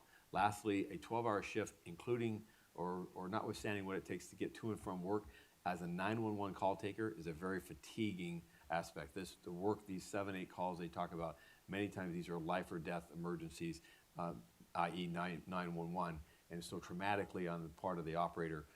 We do program in breaks. I'm proud of the police psychologists that are available and peer counselors to try to help people work through this trauma as our 911 operators. But I'm concerned about the mandated overtime. I'm also concerned about the longer shifts as to the buildup of fatigue and the emotional well-being and wellness of our people. Thank you, Chief. You know, as I look back over the difficult cases that we've had in many times in closed session, where the information given to the officers was just incorrect. The guys either over or understating dramatically, and the difficulty for the 911 operators to ferret out appropriate information is really it's quite a skill. And for everyone that we see that went wrong, there could have been 50 that go wrong because people don't give the right descriptions. They don't. Sometimes they're over urgent. Sometimes they're under urgent, and it's quite a skill set. So on my way out the door, I want you to thank every one of them. And if Commissioner, if I could just, I've got the call for service report up as July 31st of this year. Calls for service in Los Angeles, I'm happy to report, are down 8% compared to 2022 and down more than 15% compared to 2017. If you go back farther, those numbers have increased. But overall, at the first 7 months of the year, we dispatched 456,909 calls for service. So when you look at, you double that essentially for the year, that's 1 million calls for service. Yeah. We have a 3.7 calls coming in. 25%. So you got about a third that actually results in something, a little less than that. So Yep. that's, which speaks to, again, the 311 existence is, while people are frustrated because of these call times, call waiting times on 311 and 211 are very much expanded beyond that, and they also don't have live operators on the overnight shifts. So I understand LA's frustration with not having a live operator or waiting for what can be substantial periods of time. So they're resorting to 911. The problem is that they're stacked in front of people who are having a real emergency and not a 311 city service. And lastly, the 311 service is best utilized by the 311 app. And if people can utilize the 311 app, then they're not calling for down power line, or down power lines is a 911 call, but broken branches and graffiti and trash and debris and other city services that can be addressed better through the 311 app. Good. And my public service message is now concluded. It's a good one. Thank you, guys. Sure, Commissioner Kalanche, go ahead. I forgot to ask, can you tell me approximately what the gender breakdown is of PSRs? I don't have that But information. I mean, just approximate. I'm guessing that it's 70% like women? more women, but, About 80 to 85% women. okay. Yeah, just one, as we kind of consider the childcare issues of female sworn officers, I'm just thinking like how PSRs are handling that situation. So I think it's something that, as we're thinking about the needs of sworn, female officers, that we should also include PSRs. But yeah, thank you for that. So just a couple things before you leave. Again, I'd like to echo Commissioner Soberoff's comments and the Chief's comments. Please go back and let those men and women know how much we appreciate what they do. I've often looked at communications as being the hub and the wheel of a law enforcement agency. They triage everything. I know how difficult that is as a young officer who was IOD and they thought they could put me in dispatch for a while. That was very painful. It's not easy to do, and you know how quickly things can go wrong.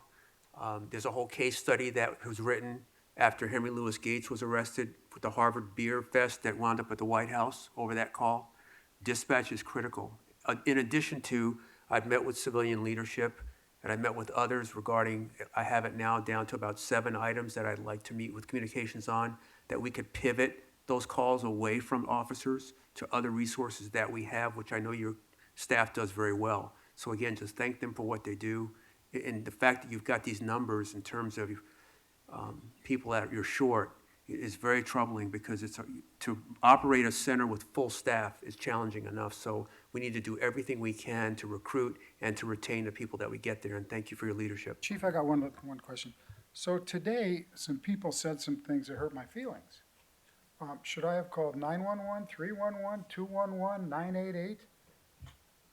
Well, the hate instances that you experienced today, and I believe that you did, as well as other members on the dais, is we recognize that the law wasn't broken, but to report those is the effort of moving from a physical response of an officer and a supervisor, but instead it would allow a person to take that report, that verbal abuse, and report it on a incident report online. So that's the nature of that.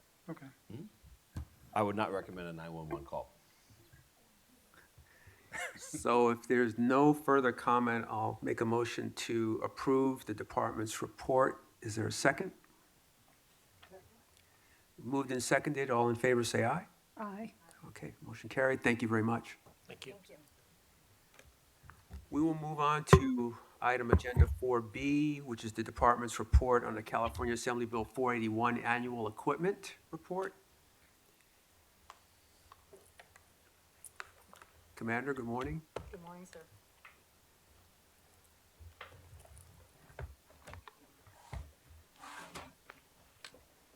Okay.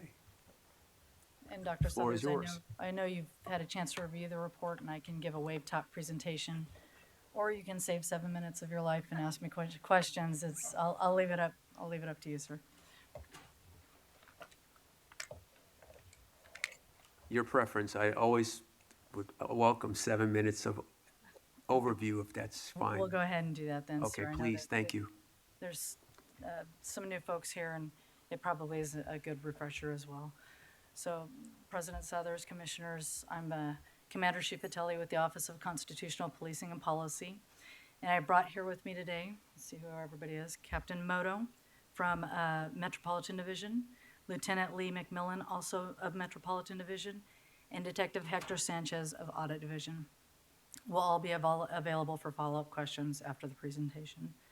So I'm presenting to you before today the AB 481 Annual Equipment Report for the department. We're asking that you review the report, send it to the City Council, and ask that City Ordinance 187603 be renewed. This was initially enacted last year and is required by law for this particular report. As a recap, the legislation was enacted in 2021 when Governor Newsom signed AB 481 into law. It designated certain vehicles, munitions, weapon systems, and tools as military equipment. It required every law enforcement agency in the state to establish a policy regarding the use of these items of equipment, to have it adopted by ordinance, and subsequently to complete an annual report on the inventory of these items, as well as some other mandatory topics that I'm going to kind of give a brief summary on.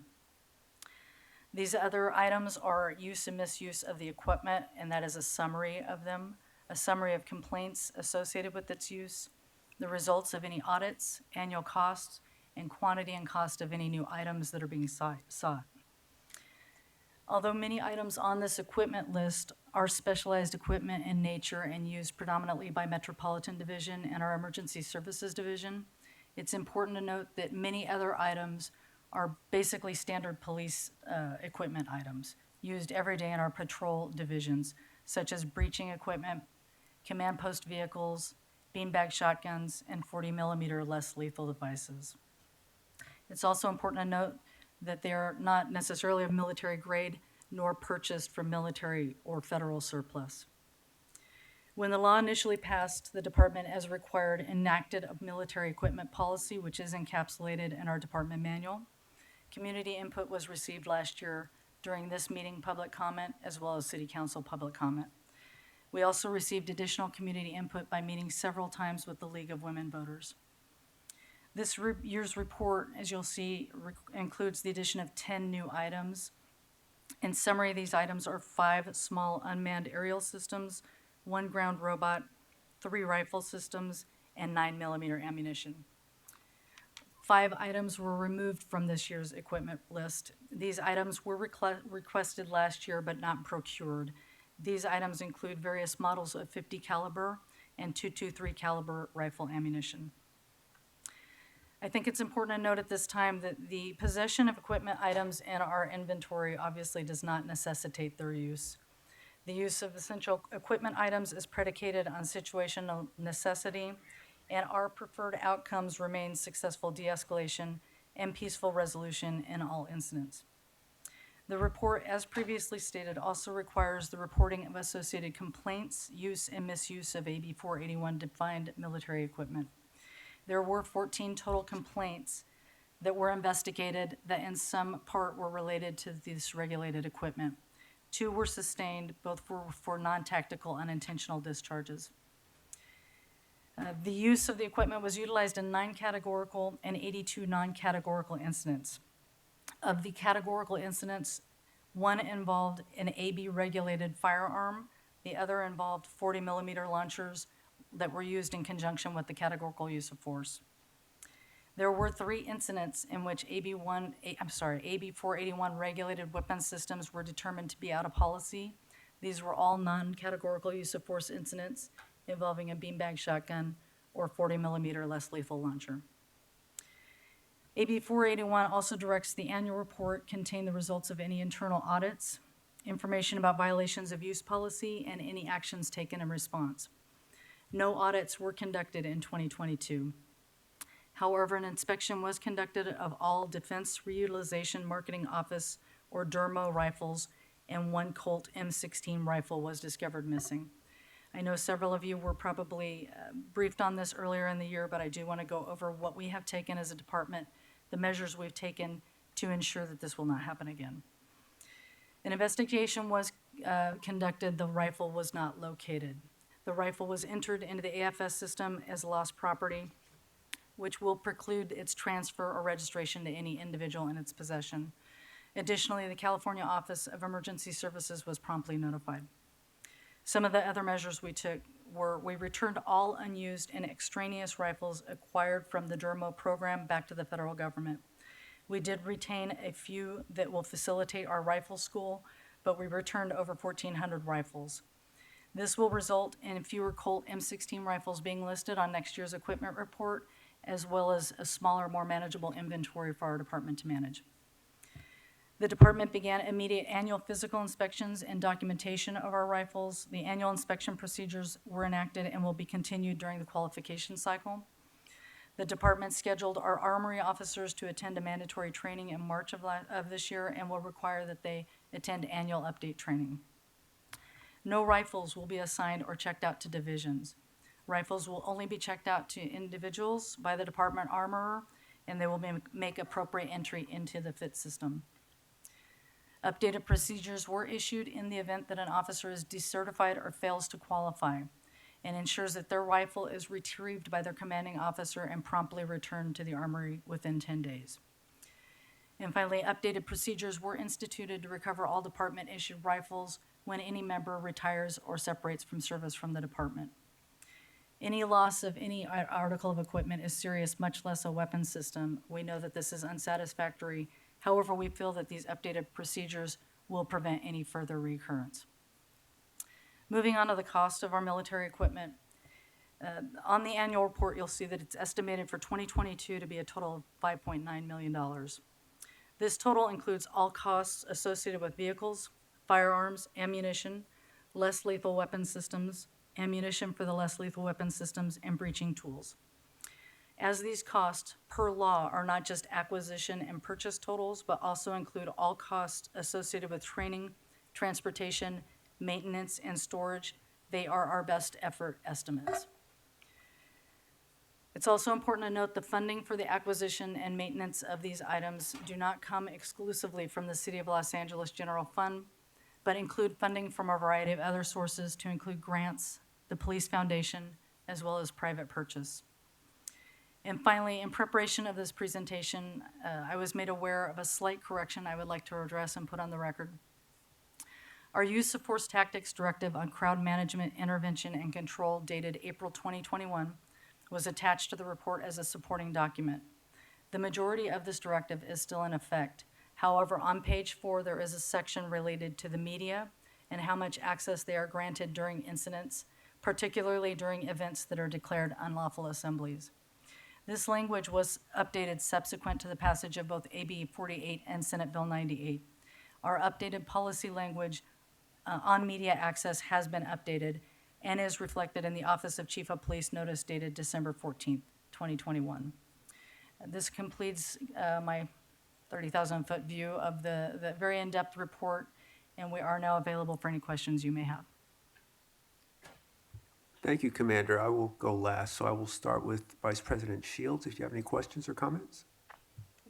Thank you, Commander, for the overview.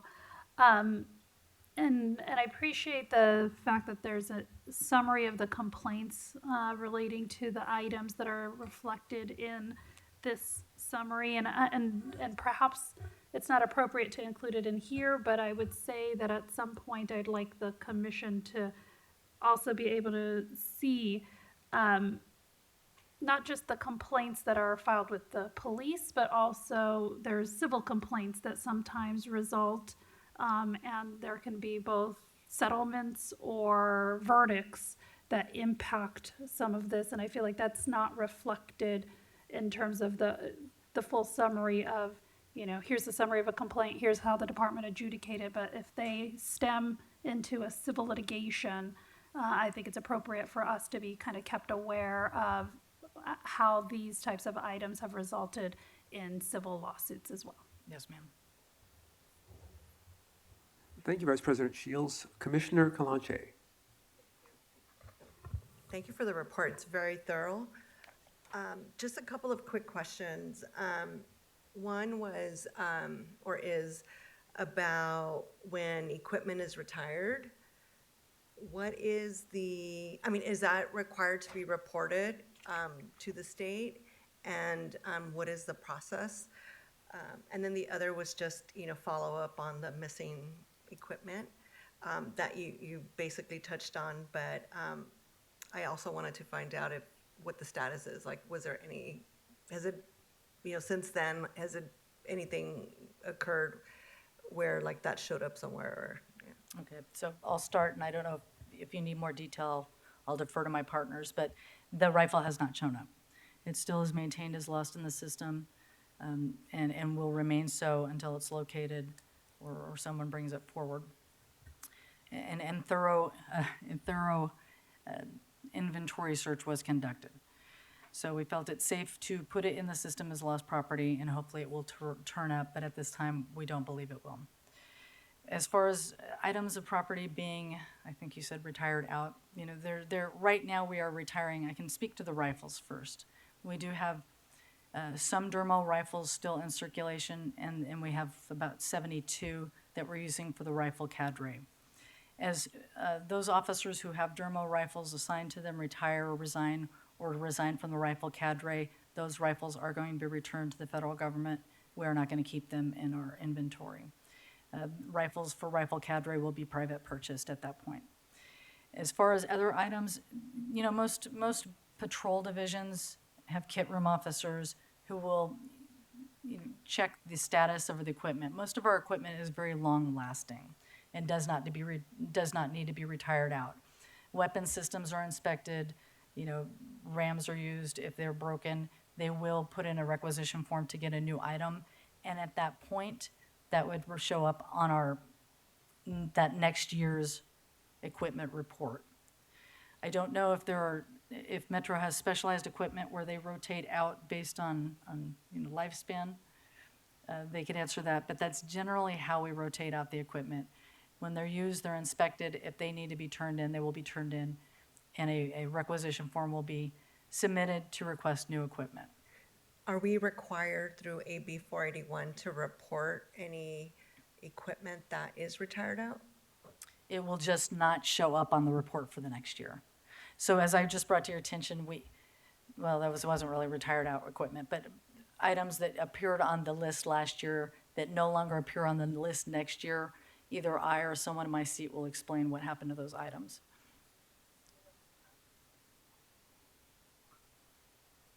Thank you, Commissioner. Commissioner Soboroff, no questions. Just a couple things, and thank you. You've addressed my issue with the rifle, the M16. Just a couple questions here.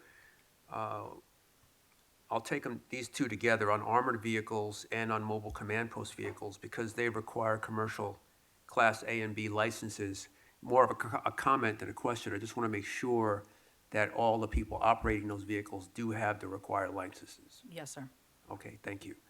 The other question is about failure to qualify. What happens in an instance of a failure to qualify? Let's just assume someone doesn't remediate that the same day. What happens? On the rifle cadre? Yes. It's very strict.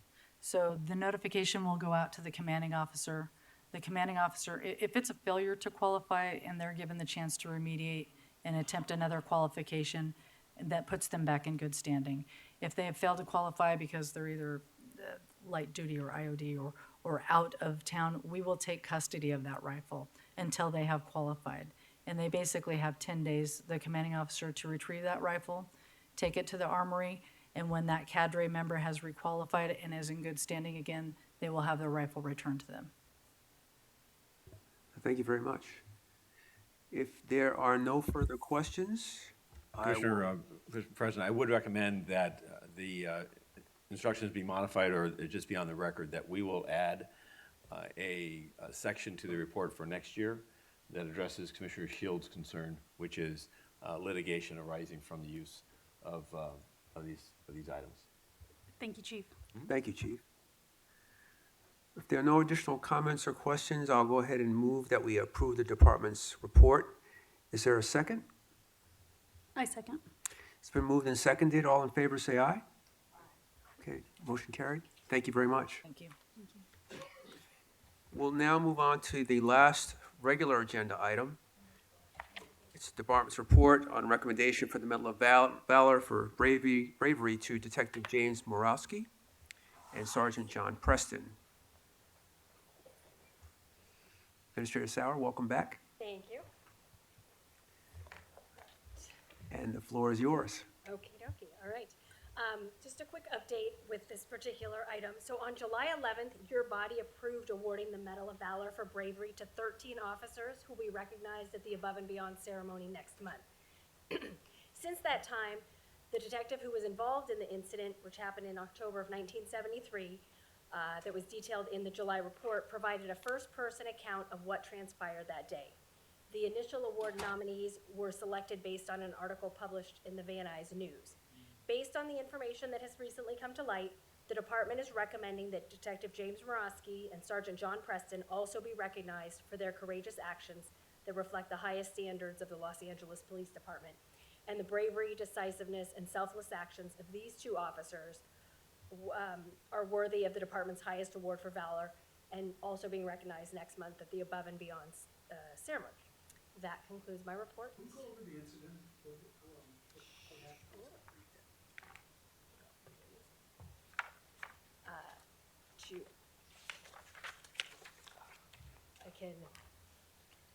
Do you want me to share sort of what the officer, the detective stated, go through his? Okay, absolutely. So it was, the detective was an on-duty officer on October 30th, 1973, and was assigned to Devonshire Division Narcotics as an investigator. And he indicated that they were en route to the station when they received a call of a 415 man with a gun at an address on Chatsworth Street. They realized that they were a few houses away and responded to the call. The officers exited the vehicle. They came up with a plan, and as they approached the door, their partners would deploy to the rear of the residence. So they approached the closed front door. Officer Preston knocked on the door, and it was opened by a female wearing only a fur coat. She was hysterical and stated that her boyfriend was in the bedroom with a gun and he was going to kill her. Officer Preston and the detective grabbed her by the coat, pulling her out of the door into safety. He handed her to the other uniformed officers who had now arrived at the location and remained at the front door. It was at that time that the suspect appeared in the hallway with a double-barrel shotgun and stepped towards them and fired a shot at them. The Officer Preston returned fire from his shotgun. The detective stepped back and also fired rounds from his shotgun. The suspect then turned around, and retreated back into the house out of sight. So then he goes on to say that he heard the woman state her son was still in the house asleep in the bedroom just inside the doorway. So he noted that Officer Preston was bleeding from his hands. He directed everybody to step back away from the entryway to seek medical attention for Officer Preston and to put out a help call, requesting a sergeant with tear gas. About 5 minutes later, the suspect returned to the front door, pointing his shotgun out towards the street and in their direction. He realized the homes across from the location were being evacuated at this time, and he felt the suspect was placing these individuals and the officers in jeopardy, fired another round from his shotgun as a uniformed officer fired one round from his service revolver. So this time, the suspect appeared to stagger back into the residence and into what appeared to be the living room. So he goes on to talk about that he was bleeding from his forehead and cheek and sort of elaborates from there. And they ended up treating them at Northridge Hospital, and he talks about still feeling pain, and talks about when the dentist went in about 10 years after he retired, that he found there was an infection in the jawbone that basically they believe was a piece of lead from the area that they think was related to this. So that is what we have. Was he okay? The little boy? That I do, yes, sorry, he was safe and unharmed, and yes, given back to his mother. Sorry about that. Thank you, Chief. Any further questions? Okay. With that, I make a motion that we approve the department's report recommending for the Medal of Valor to Detective Murawski and Sergeant Preston. Is there a second? Second. It's been moved and seconded. All in favor, say aye. Aye. Aye. Motion carries. Thank you very much. Thank you. We will now adjourn for our closed session. Thank you. The Board of Police Commissioners will recess into closed session to discuss agenda items 5A and 5B in accordance with Government Code Section 54957.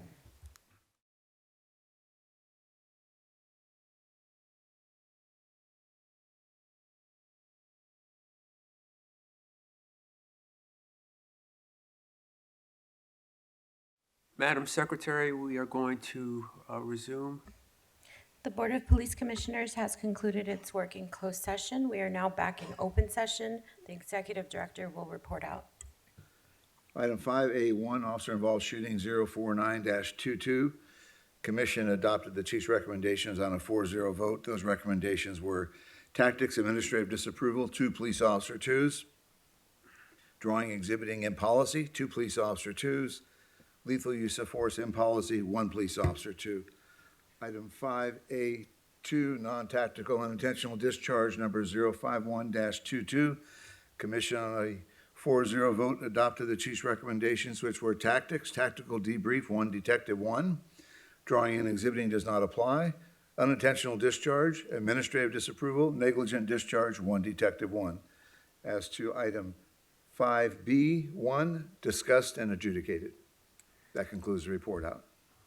Thank you, Mr. Executive Director. And Madam Secretary, I am going to very respectfully relinquish my duties as president of the commission so that Commissioner Soboroff may make a motion and adjourn his last meeting.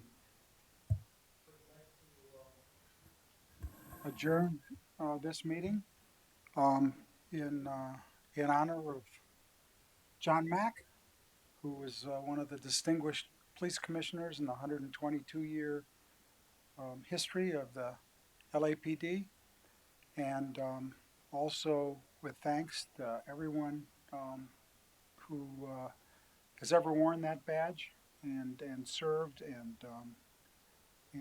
their families as well. And finally, to everyone sitting up here, including Mr. Briggs, who's sitting up here, in my opinion, I want to move that we adjourn this meeting. Second. All those in favor? Aye. Thank you, guys. Yeah.